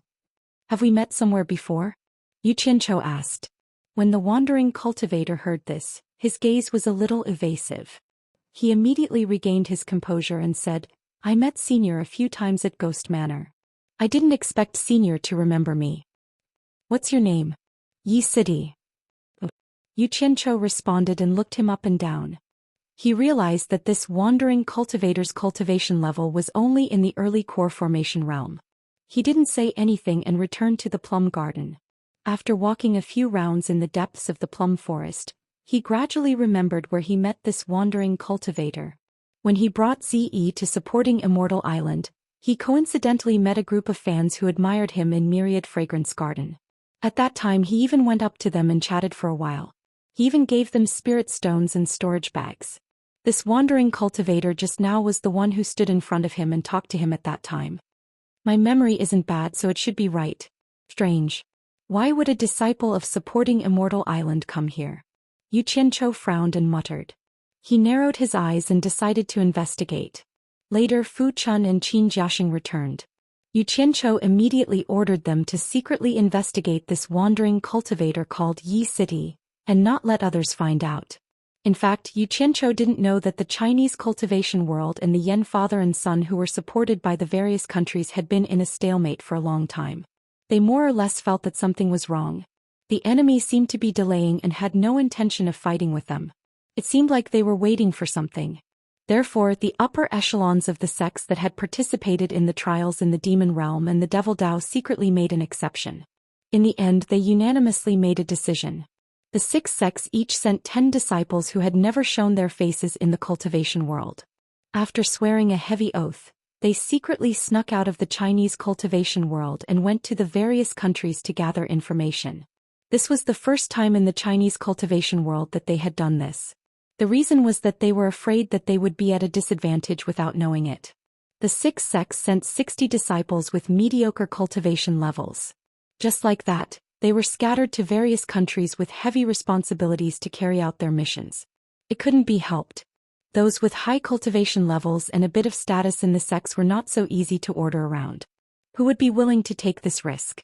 Almost all of the 60 disciples who snuck in chose to be wandering cultivators in foreign countries because they didn't have the qualifications to join a sect. However, in a situation where they were unfamiliar with the people and the status of the wandering cultivators here was not as good as that of the Chinese cultivation world. In the end, more than half of the 60 people were lost in various conflicts. Only the fittest survived. In the end, there were less than 20 people who stubbornly carried out their missions. When these people officially came into contact with this world, they were shocked. They found that not only were there many experts here, but there were also the legendary soul formation stage experts. Moreover, there were more than one or two of them. Almost every country had one. The 6 great sects were shocked when such an important piece of news was relayed back. This matter was of great importance. The 6 sects announced this news in the Cultivation Alliance. Immediately, it caused an uproar in the Cultivation Alliance. This time the various sects couldn't sit still. In order to verify whether the 6 sects were telling the truth or not, the sects sent out unprecedented spies to sneak into the various countries. In fact, this was what should be done in a state of war. If others knew everything about you but you knew nothing about them, how could you fight the war? In fact, it was far easier for China to inquire about the news of the various countries than for the other countries to inquire about China. This was because China's tradition of xenophobia and seclusion had both advantages and disadvantages. If other countries sent people to sneak into China, they would be easily discovered. Then they would be hunted down and expelled. It was very difficult for people with unknown origins to gain a foothold. Therefore, for the first time, all kinds of news about the various countries were continuously transmitted back to the Chinese cultivation world. What made the sects sigh was that Xianxia, who was forced to leave the Cultivation Alliance, thought he was hiding somewhere. Who knew that it was really as he said when he left the Cultivation Alliance? The Cultivation Alliance has a lot of misunderstandings about me. If that's the case, why should I stay and be hated by others? It's good to leave. The world is big, but there will always be a place for me, Xianxia. Whether I'm in the Cultivation Alliance or not, I will secretly support the Chinese cultivation world. My sincerity can be witnessed by the sun and the moon. Many people could still vaguely remember what Xianxia said when he left the Cultivation Alliance. Now that they thought about it, how desperate and sad he must have been at that time. But even so, he was still fighting for the Chinese cultivation world, wandering alone in a foreign country, fighting alone. What a good young man. What an outstanding young man. He could be called a national hero. He was wholeheartedly for his country, but was forced into a corner by the people of his own country. Yet he resolutely embarked on another journey without regret and continued to fight for the Chinese cultivation world. Thousands of ferocious foreign cultivators had encircled and intercepted Xianxia, but they had been completely defeated by him. When they recalled his words, "My heart is pure and sincere and the sun and moon can bear witness," many of them burst into tears.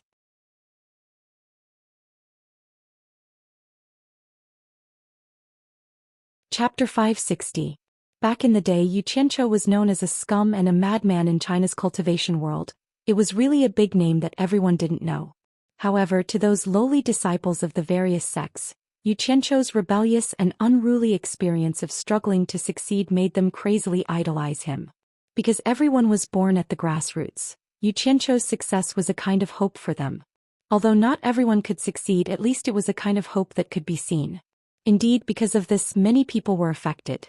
As for whether Xianxia was a scum or a madman, what did that have to do with them? Xianxia had never been defeated, nor had he ever gone crazy. Whether he was a scum or not was a madman, that was what the higher-ups said. At least those grassroots disciples who had come into contact with Xianxia, their view of Xianxia was completely different from that of the higher-ups. The Xianxia they saw and the Xianxia that came out of their mouths was so amiable, so loved. No matter how unremarkable a disciple you were, Xianxia would not be like some people, not even giving you a proper look. He would talk with you enthusiastically, he would put you on the same level as him and talk with you enthusiastically. He did not have the slightest arrogance of a famous cultivator. Many lowly disciples had received greetings from him. This could be proved by many people. Everyone said that he was vicious and merciless, a scum, a madman, but in fact he hated evil as if it was his enemy. It was just some people deliberately slandering and framing him because of jealousy. This was the Xianxia that those grassroots disciples spoke of. The cultivation world was originally a place where the strong preyed on the weak, or where the strong bullied the weak. Being in a sect, those young disciples felt that there were many unfairness, but very few dared to openly rebel. At this time, Xianxia had become the target of their secret discussion. The story of how he had dealt with a certain person's son or grandson when he was still in the core formation stage was brought up again and again. The more he spoke, the more excited he became. He wished he could be Xianxia and jump out to beat up a certain someone. This kind of talk was extremely contagious among the lower levels of the various sections. The more oppressive they were, the more it would spread. In fact, many new disciples grew up listening to Xianxia's legends. There were even some radicals who had tattooed the words Xianxia on their arms, chests and backs. It was quite a ferocious sight. Speaking of Xianxia's tattoo, there was an interesting story. Recently, 2 new gangs have risen in the Wuxia cultivation world. One is called Hong Gang, and the other is called Green Gang. These 2 gangs have been committing crimes everywhere in the cultivation world.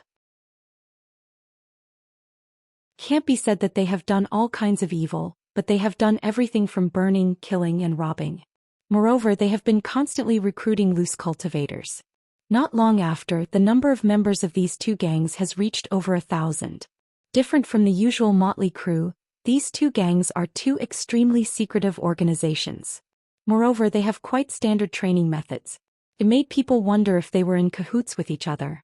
When they come out to commit crimes, they will fight wherever they are pointed to, and they are not afraid of death. Many sects that were harassed repeatedly sent people out to annihilate them. However, these 2 gangs come and go like the wind. They have always been fighting as a guerrilla and never settled down in a fixed location. When they are about to commit a crime, they gather from all directions, and after the crime is done, they scatter in all directions. They should have a unique way of contacting each other. No one knows where their lair is. Because it is a very special time, all the sects are always on guard against the attack of the limitless island. It is impossible for them to spend a lot of time to transfer their elites to look for them. Moreover, most of the people in these 2 gangs are low-level cultivators, so no one thinks that they can cause too much harm. As a result, taking advantage of this opportunity, the 2 gangs are getting more and more powerful. Moreover, these 2 gangs have dozens of experts who are very good at fighting. Ordinary small sects are not their opponents at all.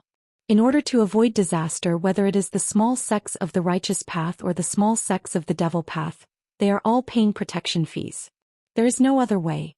If they do not pay, they will directly burn, kill and rob. Who asked the big sects of the righteous path and devil path to not have the time to annihilate them for the time being. These 2 gangs are also very fun. Not to mention that they do not invade each other, they are also very clear about collecting protection fees from those small sections. Green Gang collects money from the devil path, Hong Gang collects money from the righteous path. When they meet a tough opponent, the 2 gangs will join hands to deal with it. Although in the eyes of those big sects, they are just a group of habitual bandits. When the time is right, they can be annihilated at any time. However, in the eyes of those small sects, these 2 gangs have become the managers of the 2 small sects of the righteous path and devil path. If there is a sect that is not obedient, these 2 gangs will find an opportunity to sweep away the obstacles of that sect's upper echelon and support someone else to take the position. With strict organizational discipline and some clever methods, the 2 gangs unexpectedly became 2 forces that cannot be ignored in a short period of time. The various sects did not expect that these tangled loose cultivators can actually become something. Just when they are fighting against Limitless Island, the Cultivation World Alliance thought of recruiting Hong Gang and Green Gang to join. However, the leaders of these 2 gangs are very secretive. So far no one has seen them, so there is no way to recruit them. Once, Dozens of new disciples of the 10,000 demons went down the mountain to gain experience. In the end, they were unlucky and encountered the bandits of the Hong Gang. Among the group of 10,000 demons, the leader of the early-stage tribulation passing elder has the highest cultivation. Naturally, he has to defend against the enemy. However, two experts of the same level as him jumped out of the Hong Gang and quickly captured the elder. As for the other new disciples, how could they be a match for the experienced bandits of the Hong Gang? Except for a few who were slaughtered, basically all of them were captured alive and had their dantian sealed. Just when they were searching these captives, there was a female disciple of the 10,000 demons who refused to be searched, fearing that her innocence would be tarnished. However, who has ever seen a bandit who has tender and protective feelings for the fairer sex? The bandits of the Hong Gang are no exception. In the end, they used too much force and tore the female disciple's clothes. That really exposed her fragrant shoulder. At this moment, the leader of the Hong Gang suddenly shouted, "Stop." He strode in front of the crying female disciple, pointed at the tattoo on her shoulder and asked, "Do you know Xianxia?" It turns out that on the female disciple's shoulder, the 3 words Xianxia were tattooed. It seems that there was also some design. The tattoo is very delicate. "I don't know him." The female disciple replied in fear, not knowing what the other party wanted to do. The bandit leader felt strange and asked, "Since you don't know Xianxia, why did you tattoo the 3 words Xianxia on your shoulder?" The female disciple replied with fear, "Because this junior greatly admires senior Xianxia, and at the same time hopes to borrow the auspiciousness of senior Yu's name to let junior be worry-free." The bandit leader said suspiciously, "Just because of this? You tattooed Xianxia's name on your shoulder?" He couldn't understand how could a girl casually tattoo a strange man's name on her body. He even suspected that he had kidnapped Xianxia's old lover. Yes. The female disciple replied. "Don't ever lie to me, hee. Otherwise your end will be very miserable." The bandit leader's face was ferocious as he threatened, "Tell me honestly, what is your relationship with Xianxia?" Just as the female disciple was trembling in fear, a male disciple who had already been searched by the side couldn't stand it anymore and couldn't help but roar, "Hong Gang bandits, what's the point of bullying women? If you have the guts, come at me. I also have the 3 words Xianxia tattooed on my body." With a swish, he tore off his sleeve. The 3 words Xianxia really were tattooed on his arm. He still dared to be so stubborn. Bam! One of the bandits guarding immediately knocked him down with a punch. "Stop." The bandit leader stopped his subordinates from attacking again, pulled the fallen male disciple up, directly spat on his palm, and then rubbed the tattoo on the male disciple's arm. Seeing that the color didn't fade, he let go of him and muttered, "It really is a tattoo." The male disciple who was beaten gritted his teeth. A bunch of bandits who hide their heads and tails. If Senior Xianxia was still here, how could your Hong Gang and Qing Gang be so arrogant in the cultivation world? Just wait and see. Sooner or later, Senior Yu will return with his hundreds of wandering cultivators. With Senior Yu's abhorrence of evil, when that time comes, it will be your time to die. The bandit leader was stunned by his words, and then his eyes became a little unfocused, not knowing what he was thinking. That's right. Right at this moment, another disciple stood out and tore off the clothes on his chest. The words Xianxia were impressively tattooed on his chest. He opened his shirt and shouted with righteous indignation, "A bunch of shameless bandits, if you want to kill me then kill me. Senior Yu will come back to deal with you sooner or later. If you want to kill me then kill me." Swoosh swoosh. Another 5 or 6 sleeves were torn off, and a few more people stood up with the 3 words Xianxia tattooed on their bare arms. The group of bandits was dumbfounded. They had seen people who were not afraid of death, but they had never seen so many. Could it be that the Xianxia tattoo could make them more courageous? Even the elder of the 10,000 demons who was restrained was shocked, as if he didn't expect that there would be so many disciples in the sect with the 3 words Xianxia tattooed. The bandit leader stood there scratching his head for a while and asked in surprise, "Aren't you from the 10,000 demons? Why are you all related to Xianxia?" The bare-chested disciple stepped forward in a righteous manner, approaching step by step and said, "Because Senior Yu is upright and plain-spoken, helps the weak, gets rid of the violent and punishes the wicked. He specializes in killing evil people like you and we all admire him." Senior Yu's name is not something that a lowly person like you can mention. Don't tarnish Senior Yu's name. Just you wait. Senior Yu will come back to deal with you sooner or later.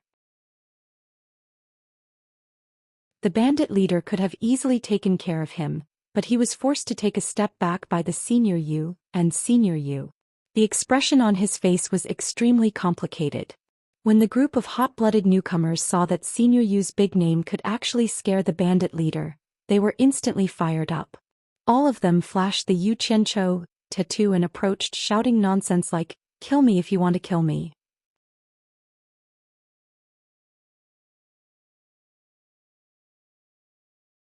Chapter 561. Courting Death. A group of Honggang bandits were angry.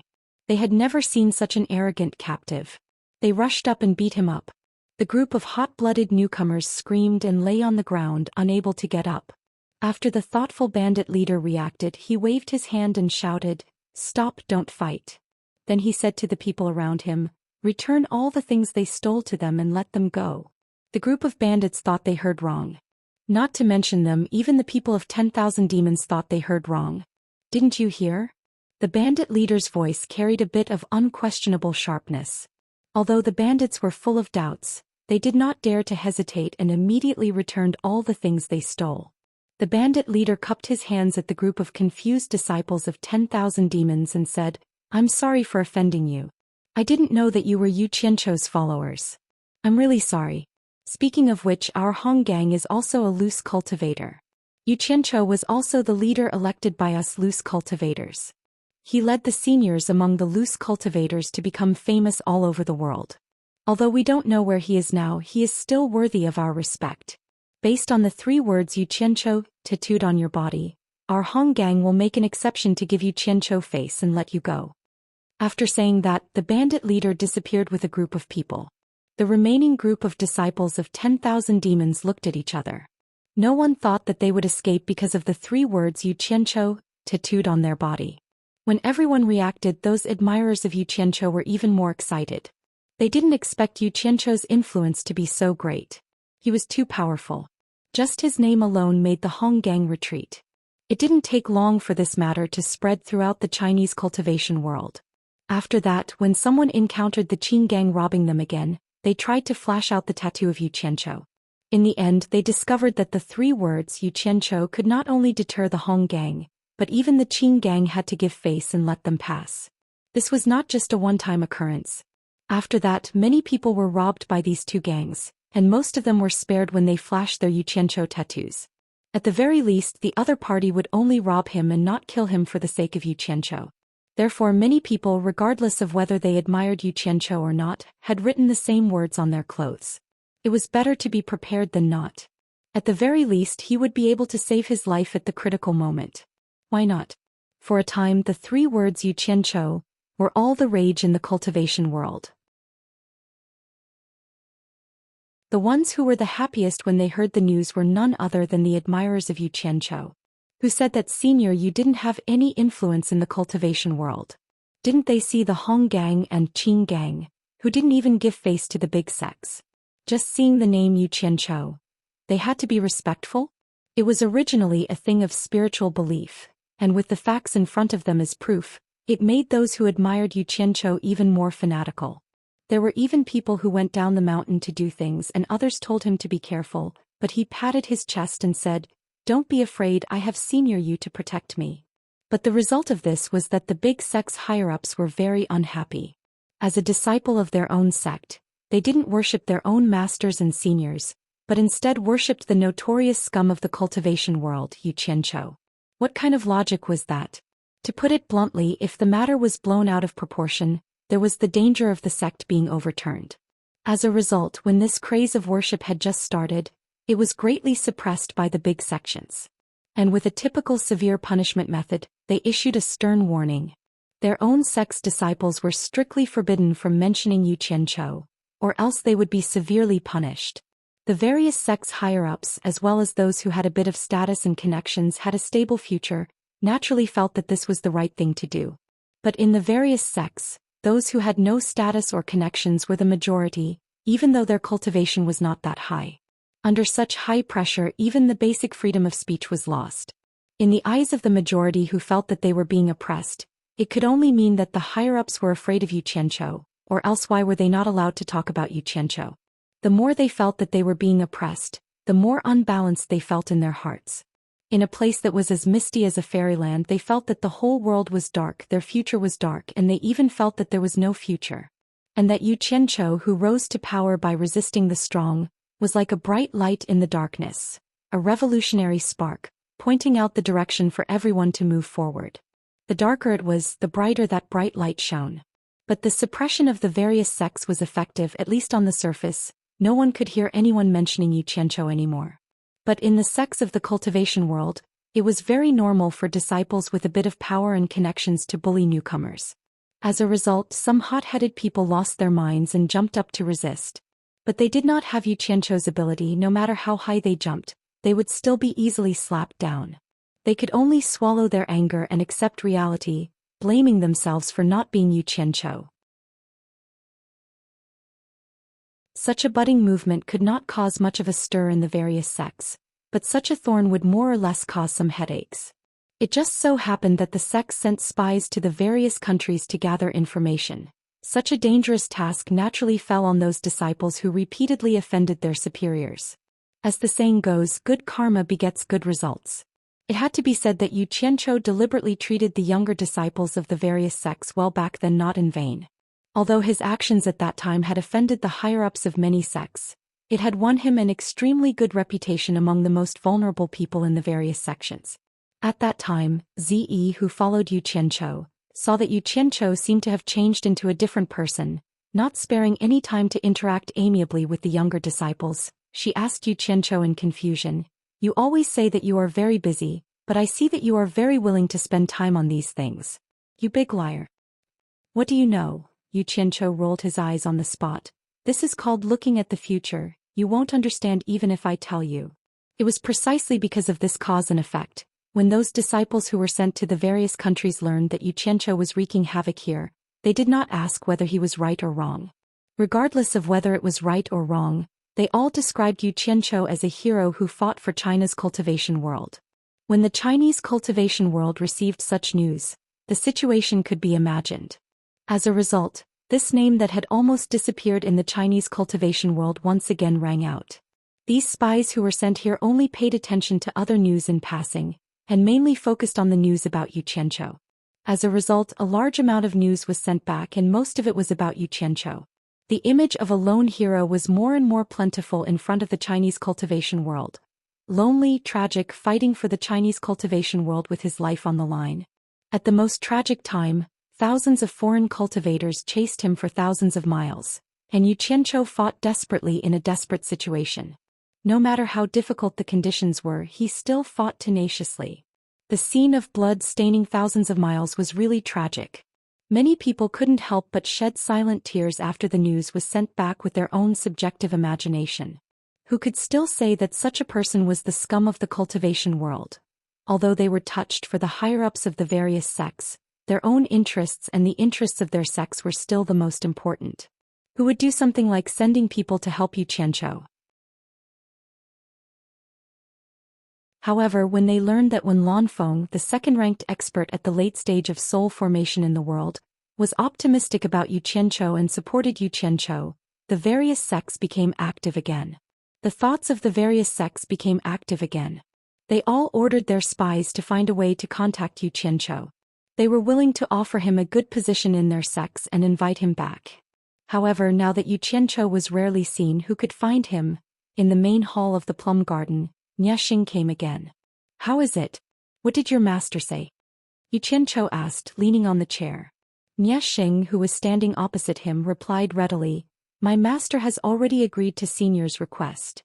Xianxia's eyes suddenly lit up. He stood up and asked, "Did you bring the money?" He looked at Xianxia's storage bag. Xianxia despised him from the bottom of his heart, but there was no abnormality on his face. He still said respectfully, 200 million upper-grade spirit stones is not a small amount. My master is mobilizing it from the branch and asked me to invite Senior Niu. You want me to go to your branch to get the money? Yes, when the time comes, my master will accompany Senior to the headquarters. Yu Qianzhou's eyes narrowed slightly. Asking Sikongju to personally accompany him to the cornucopia was naturally because he was afraid that he would run away after taking the money. He didn't expose him and said with a smile, "You go back first. We're going to be a family soon, there's no need to make it so troublesome. I have something to deal with and will go to the branch later." Niexing slightly paused and said hesitantly, "Since it won't take long, I'll wait for Senior outside."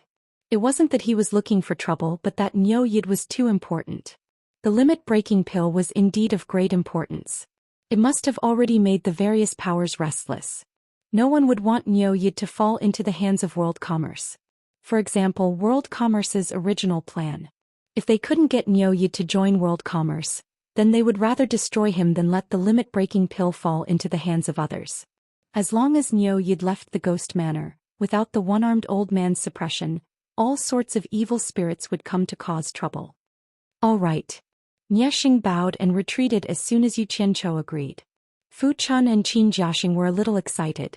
They didn't know Boss's identity before, but now they could finally go out and see the big scene with Boss. Yu Qianzhou swept a glance at the two and asked indifferently, "That Yi Ching, how's your investigation?"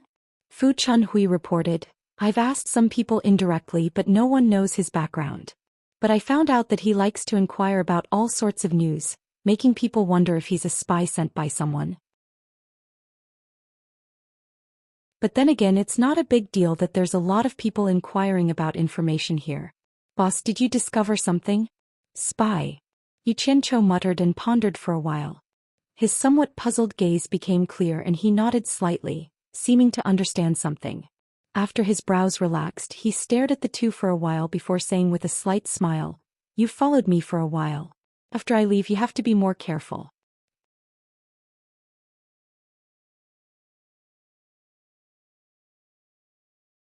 Chapter 562. He originally wanted to kill the two of them, but they had followed him for a while and they didn't know the real secret. Take them away. This trip wouldn't be so peaceful. Bringing them along would be harming them. In the end, he decided to part ways with them. Hearing his words, the two of them immediately became nervous. Qin Jiaxing nervously said, "Boss, aren't you going to take us with you?" Fu Chun also asked with a pale face, "Boss, did we do something wrong?" "Hehe. You've done very well. Don't think too much, it's not what you think." Yu Qianzhou strolled around the hall. "This trip will be rough and I'm sure many people won't be willing to be lonely. With your cultivation, it's not suitable for you to follow. It's safer to stay here for now. Once I've established myself in the World Commerce Association, I'll naturally contact you." These words were perfunctory. Once they made a fortune in the World Commerce Association, they wouldn't use the identity of Niu Yid anymore.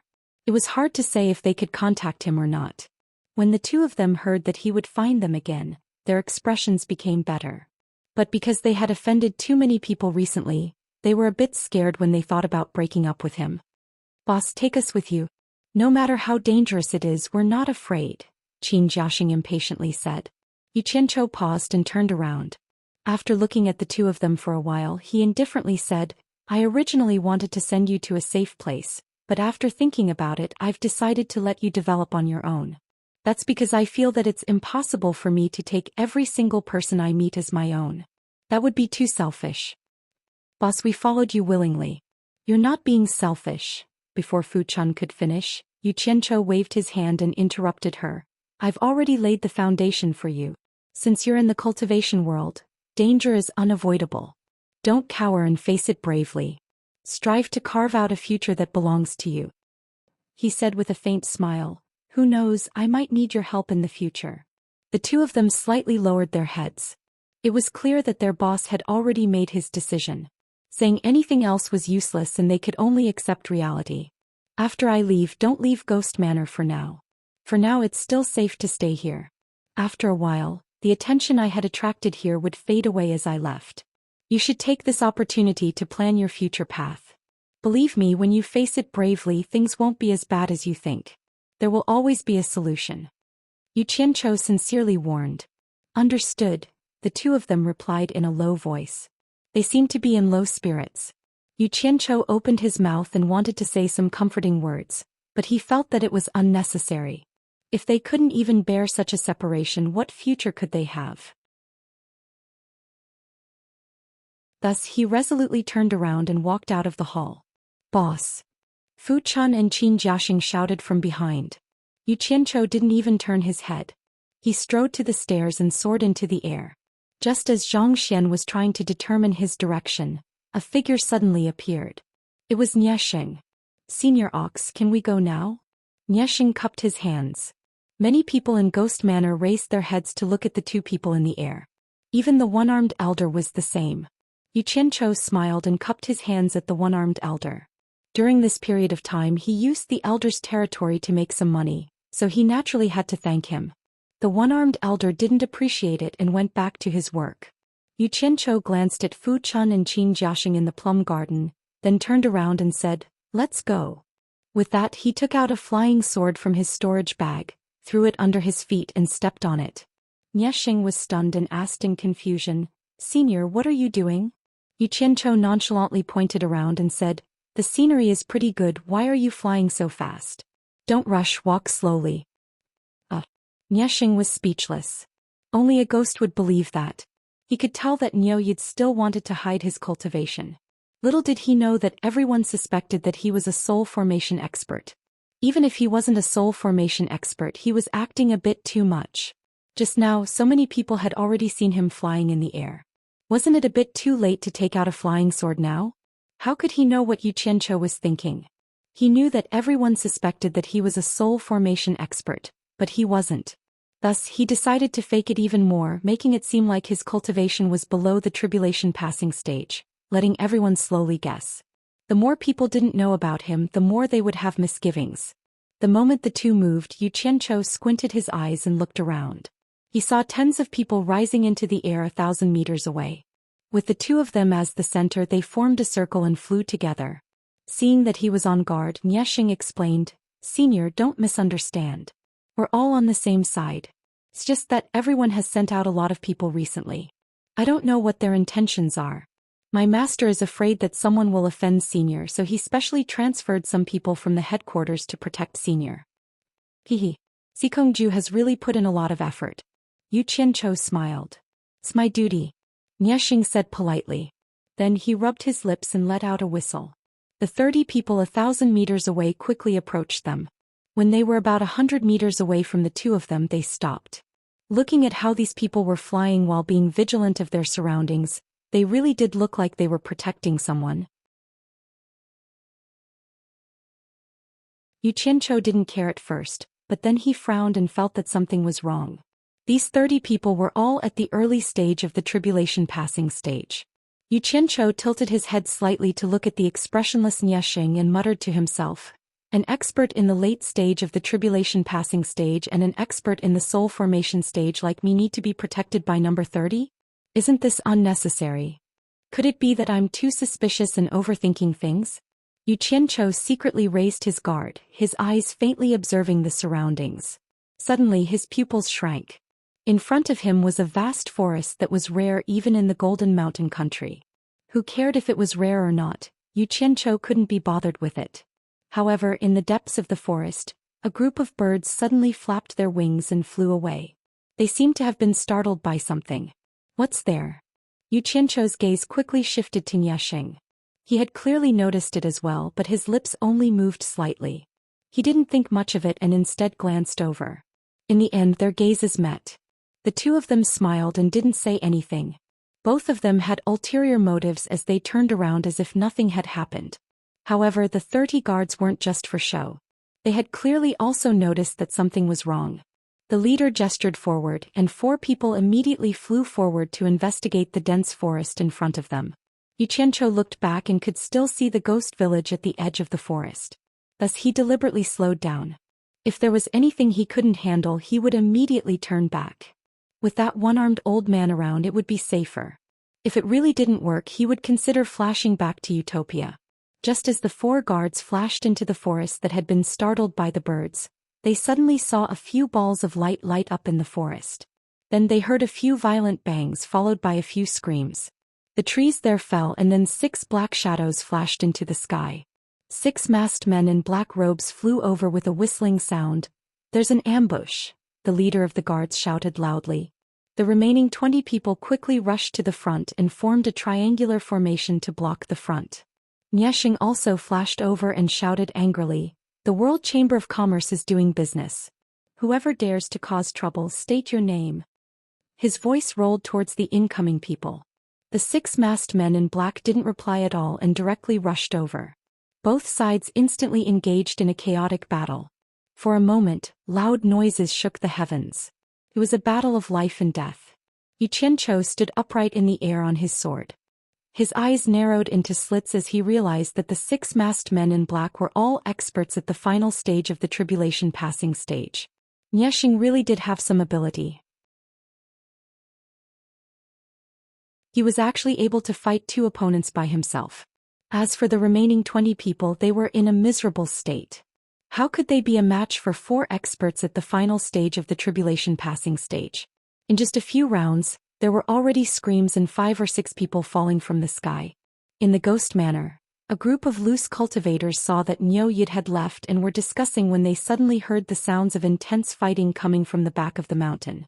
From the sounds, it wasn't a fight between ordinary cultivators, but experts. "It seems to be the direction that Senior Niu left in," someone said in surprise. "Let's go and take a look." The group of people flew up on their swords and flew towards the back of the mountain. Fu Chun and Qin Jiaxing looked at each other and also quickly flew over. The manor instantly became quiet. The one-armed old man who was pruning listened for a while and then continued with his work. Xianxia sneered in his heart. Don't say that these 6 masked men were hiding here to ambush Niesheng's group. It seemed that other than the people at the World Chamber of Commerce, even Fu Chun and Qin Jiaxing weren't sure that I left the ghost manor today. And they just happened to be lying in ambush along the way. What are they trying to do? Playing a trick of self-injury? Just as he thought of Fu Chun and Qin Jiaxing, he heard 2 people shouting from behind him, "Boss." Xianxia looked back and saw 2 people flying over first. Behind them was a large group of loose cultivators who flew over to watch the show. "What are you doing here? Hurry up and go back." Xianxia's expression changed as he scolded. These 6 masked men at the final stage of the tribulation passing stage were obviously coming for him. Weren't these 2 people courting death by coming over now? He knew his own abilities. He had the ability to deal with this kind of situation, but it would be difficult for him to save people. The 2 of them stopped a dozen meters away and looked at the intense fight in front of them with apprehensive expressions. Fu Chun said embarrassedly, "We heard the sounds of fighting and rushed over to take a look. We didn't expect you to be here, boss." "Get lost." Xianxia was furious. However, just as he finished cursing, he heard a few whistling sounds coming from behind him. Fu Chun and Qin Jiaxing cried out in unison, "Boss, be careful." The 2 of them quickly flashed over and swept past Xianxia's left and right sides. Xianxia suddenly turned around and saw 2 masked men rushing over. Fu Chun and Qin Jiaxing, these 2 unknown people, didn't hesitate to release their flying swords to block for him.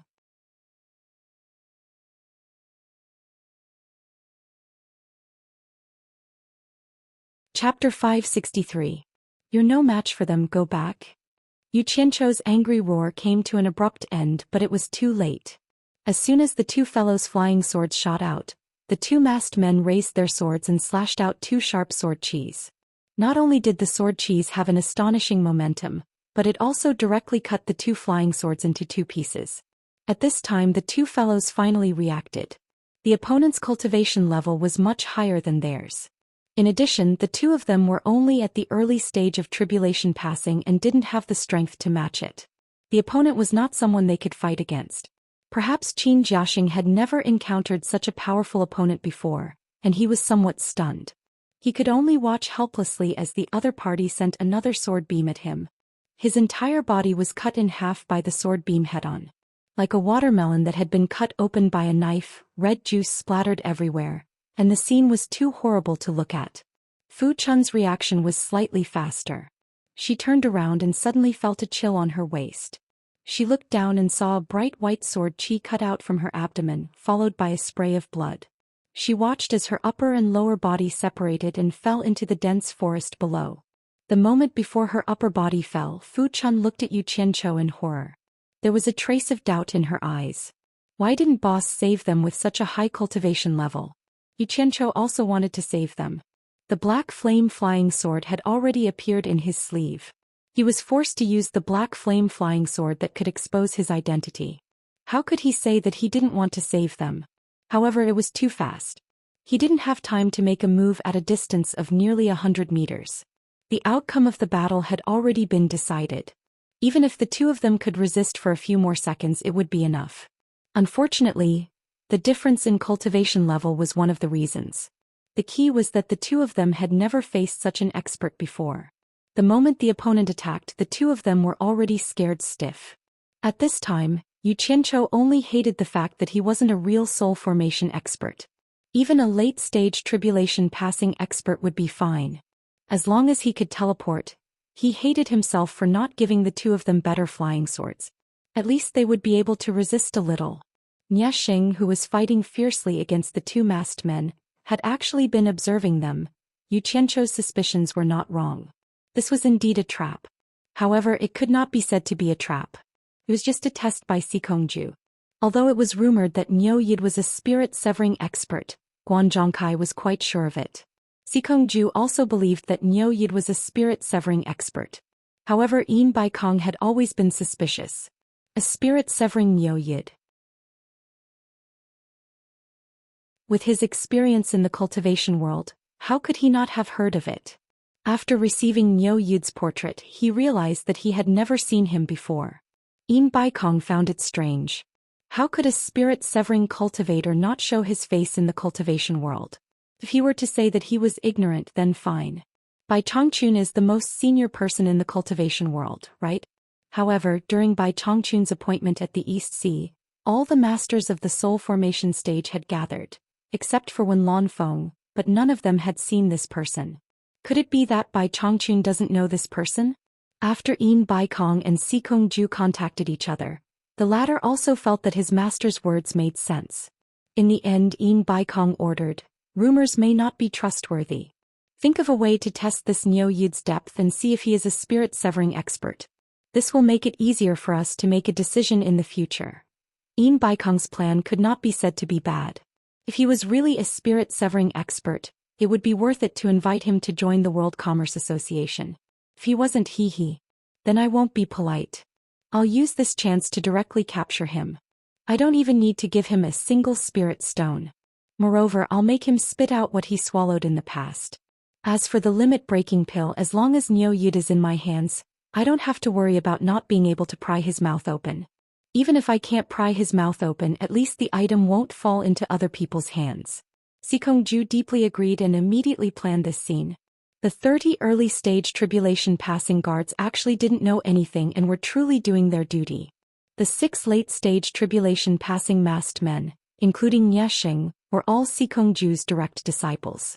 As the main characters, the 7 of them naturally knew the plot. However, plans couldn't keep up with changes. Who would have known that the 6 disciples lying in ambush would alarm a flock of birds? In reality, although Zhou was prepared to sacrifice some of these 30 guards, he didn't plan to let them pay such a huge price and cause them to be completely wiped out. The World Commerce Association's influence was not bad, but nurturing 30 early-stage tribulation passing experts was not an easy task. After all, it required time to accumulate. The original plan was for Xianxia to bring Niu Yid to the sky above the ambush location, and the people below would suddenly attack Niu Yid and Xianxia. If Niu Yid was really very powerful, Xianxia would pretend to be injured to delay him. The attackers would quickly break out of the encirclement, and in the process, they would kill a few guards to wash away the suspicion on the World Commerce Association. On the other hand, if the rumors were wrong and Niu Yid wasn't much, they would definitely reveal their ferociousness and capture him. The 30 guards would naturally be fine. Who knew that there would be such a big mistake? Xianxia and his martial brothers, who were pretending to fight vigorously, secretly complained. The remaining guards, on the other hand, were in a killing frenzy and fought with their lives on the line. Little did they know that if they hadn't secretly let them go, they would have been finished long ago. As a last resort, in order to complete their master's arrangements, 2 of them decided to take the risk. That was why Fu Chun and Qin Jiaxing were killed.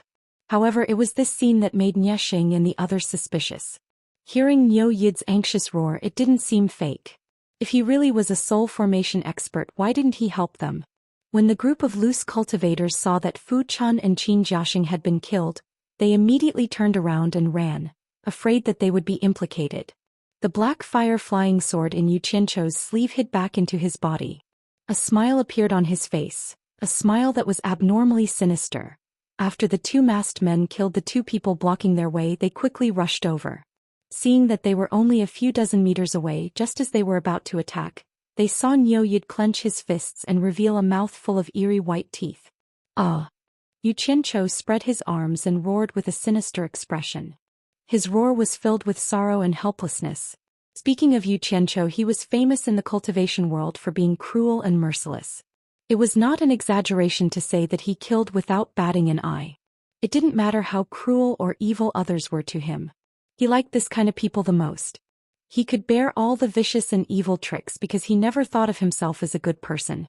However, the only thing he couldn't bear was when other people treated him well sincerely.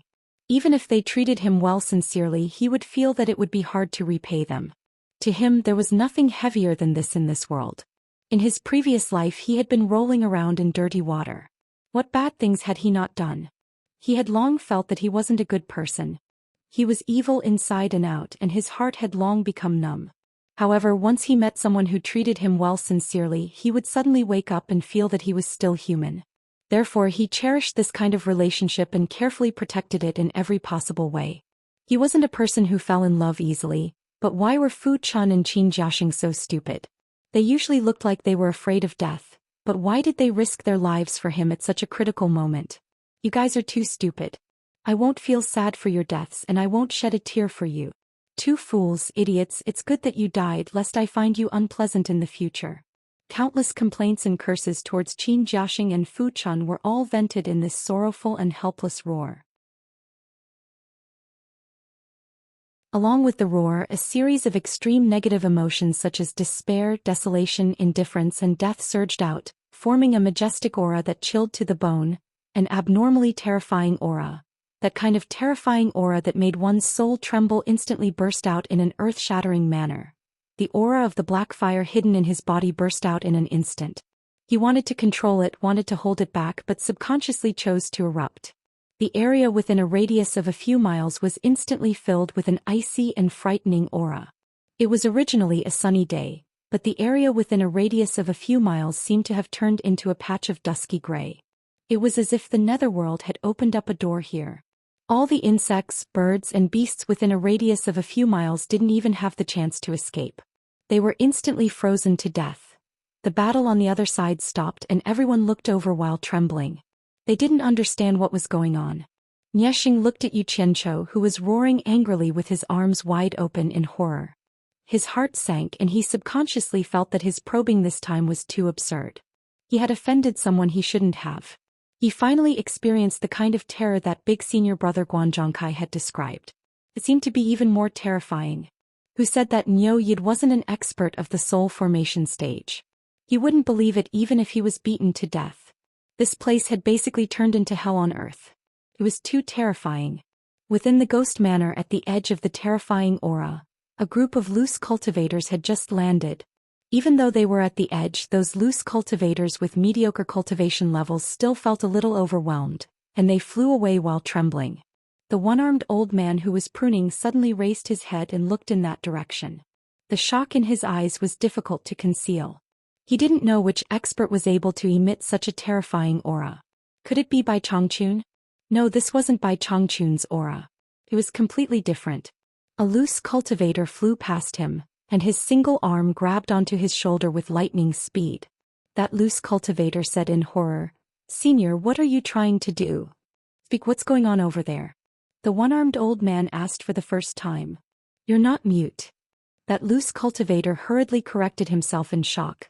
It's Senior Niu Yid who was ambushed by unknown masked people. Fu Chun and Qin Jiaxing were killed. That's all I know. The one-armed old man shook him off with one hand, and directly disappeared from the ghost manor using teleportation. The two masked people who attacked Yu Qianchou were the first to bear the brunt of this terrifying ice-cold wave. Moreover, they were at the very center of this terrifying aura.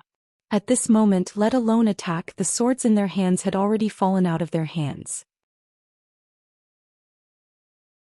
They forcefully held on in the air, but they could hear their upper and lower teeth chattering non-stop, and their eyes were showing signs of rolling back.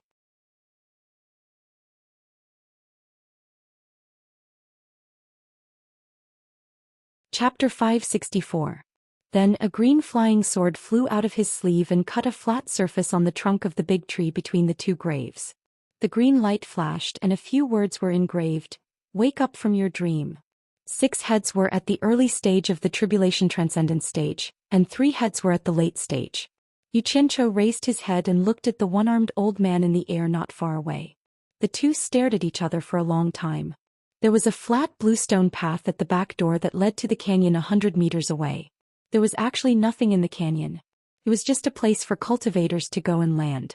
The main reason was that they were afraid that the cultivators would come and go too shockingly, scaring the mortals. In a slightly flat place in the forest he found a big tree. On both sides of the tree he slashed out 2 deep pits with his palms. Then he released 2 clouds of golden mist into the 2 pits. In the blink of an eye, 2 golden coffins appeared in the 2 pits. Was he still human? The one-armed old man asked himself. The consequences could be imagined, but he didn't dare to say anything to save them. The consequences of revealing the secret would probably anger Niu Yid. Such a terrifying person was already so powerful just from his aura. Once he started fighting, what would happen? Xianxia's gaze was unusually cold as he watched the 4 people fly away. He tilted his head slightly and slowly floated in front of another masked man. The black flames leaping in his eyes reappeared. White smoke, a broken body and another head in his hand. Xianxia walked in front of a masked man. Suddenly 2 shining black flames appeared in his eyes. The masked man's eyes completely rolled back, and the last trace of resistance he had also fainted. His entire body fell down with a whoosh. Later he found the 2 halves of Fu Chun and Qin Jiaxing's corpses. The Gold Casting City Guild Hall was beside the main road in the southern suburbs of Gold Casting City. An endless stream of mules and horses shuttled in and out of the gate. It was a busy scene. All the businessmen in Gold Casting City knew that this guild hall was the largest trading place in this area. They did all kinds of business as long as they could make money. The one-armed old man's eyes flickered. On the other hand, Nieshing's eyes were slightly protruding and red. His expression was very complicated, but the most obvious one was a trace of pain. The price he had paid to probe was too great. The large hall was surrounded by high walls, and the inside of the hall was divided into 2 halves by a series of buildings. One half was extremely prosperous while the other half was not so noisy. The businessmen in the secular world did not know what the other half was like. It had not been open to the public for many years. Someone had tried to enter through the back door to take a look, but the guards at the back refused to let them in. No matter how powerful their background or connections were, they would not let them in. After that, his figure flashed and his speed increased a little. 6 balls of dense white mist were sucked into his palm, and another 6 heads were plucked off. A total of 9 hair buns were entangled in one hand. What an evil aura. The one-armed old man was startled and suddenly came to his senses. He immediately circulated his energy to his limbs and bones to expel the death chi that had invaded his body. He stopped 400 or 500 meters away in the air and looked at Xianxia in bewilderment. He simply could not imagine how a living person, a cultivator brimming with vitality, could give off such a horrifying and evil death chi.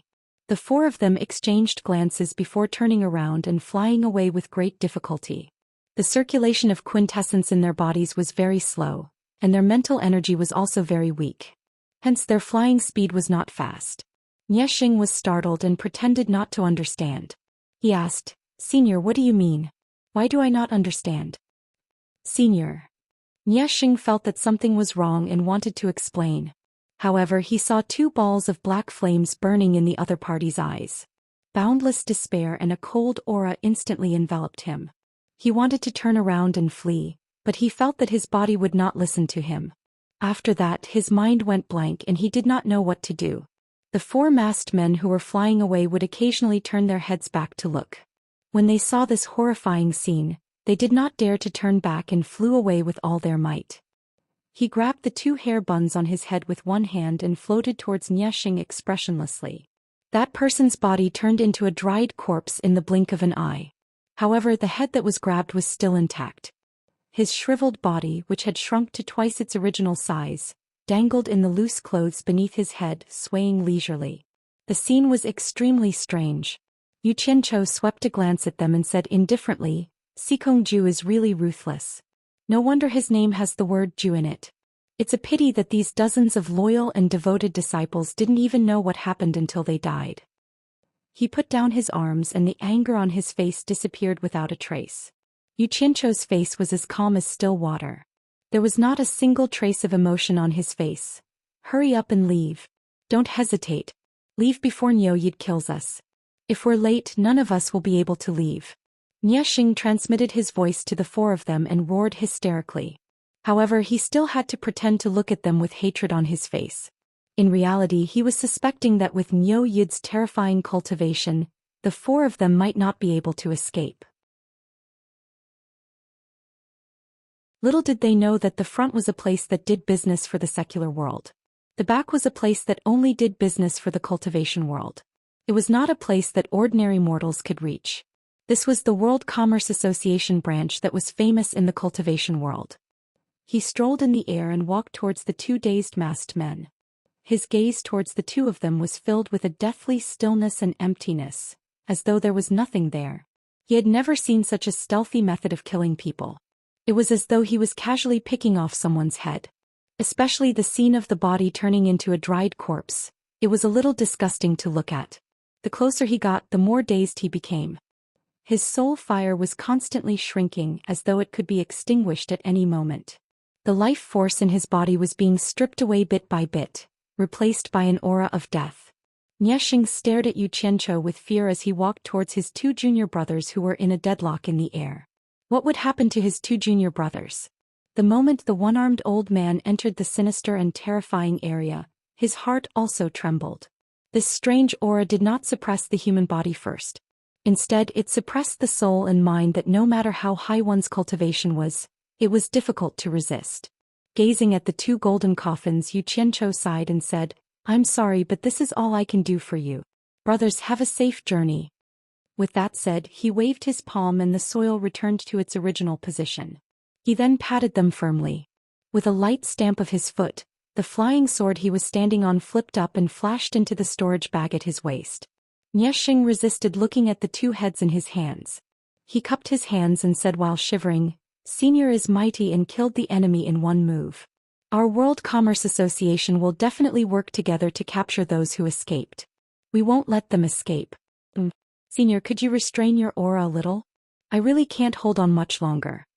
Yu Qianzhou grabbed his head and watched coldly as the corpse turned into dust. He carried the two separated corpses and put them neatly together in the two golden coffins. Then the golden mist rose again and sealed the two golden coffins tightly. It was so seamless that not even a crack could be found. There were protruding lines on the front of the golden coffins. They were Fu Chun and Qin Jiaxing. "Remember to tell them the truth when you go down, lest they die with everlasting regret," Yu Qianzhou said indifferently. He didn't dare to go any closer. The closer he got, the more he found that even his strong willpower was gradually wavering. Not long after he left, the one-armed old man rushed into the forest and landed. He looked around and his gaze fell on the two new piles of soil. He slowly walked over and looked up at the words on the tree trunk thoughtfully. He didn't know what he was trying to express. The blue flying sword flew back into his sleeve. Yu Qianzhou's expression was cold. He didn't look back anymore and resolutely turned around. He walked to a nearby place, picked up the 9 heads with one hand and flew out of the dense forest. Most of the cultivators who came here to trade could abide by the rule of not disturbing the world. This was also a rule that everyone in the cultivation world followed. Whether they came or left, everyone would come and go through this guarded canyon. Yu Qianzhou slightly shook his arm and with a whoosh the dried corpse turned into dust that scattered into the forest below. A complete head was in his hand. He absolutely couldn't let such a terrifying expert become the World Commerce Association's opponent. Niexing instantly made the decision to abandon his two juniors. He turned around and sent a voice transmission to the remaining 4 juniors with difficulty. Go. You guys go quickly. This Niu Yid's cultivation is probably several levels higher than Master's. He's not someone we can deal with. Quickly go back and tell Master the news so that Master can prepare. Failure, pain and sorrow took turns to strike at his heart. A wasted life made one sigh with emotion and feel powerless. His entire being gradually sank into a kind of despair, becoming more and more desperate. It was as if there was a voice calling out to him, telling him to let go of all his burdens and close his eyes to follow it. It was like the call of the Grim Reaper from the netherworld. Not feeling the other party's hostility, Yu Qianqiu flew towards the forest below. After he landed, he threw the 9 heads with their hair tangled together on the ground. Then he flew around the forest again. The 4 masked men looked at the other 2 with a gaze that clearly asked, what should they do? There were only 6 guards left out of the 30. Because their cultivation wasn't high, they had already entered a semi-conscious state and were slowly becoming shorter. A hand just happened to reach out and grab the person's hair bun. The masked man emitted a cloud of white smoke with a whoosh, and entered the hand that grabbed the person's hair bun. In the canyon, a few people left and a few people landed. It was originally a place where they wouldn't disturb each other. But at this moment it caused a commotion. Those who wanted to leave stopped and looked at the person who had just landed on his sword. There was nothing special about this person, but the thing in his hand was relatively special. 9 heads with disheveled hair. In a daze, he thought back to the past and felt like he had never experienced anything worth being happy about in his life. But he knew that he clearly had, but he just couldn't remember it. The only thing he could remember was failure after failure, as well as every pain and sorrow. The sad past that he didn't want to remember appeared so clearly in his mind as if it had just happened. You're tuning in to the Zhou Xian's Legacy YouTube channel. Don't forget to subscribe and join us on this journey to catch the most captivating stories.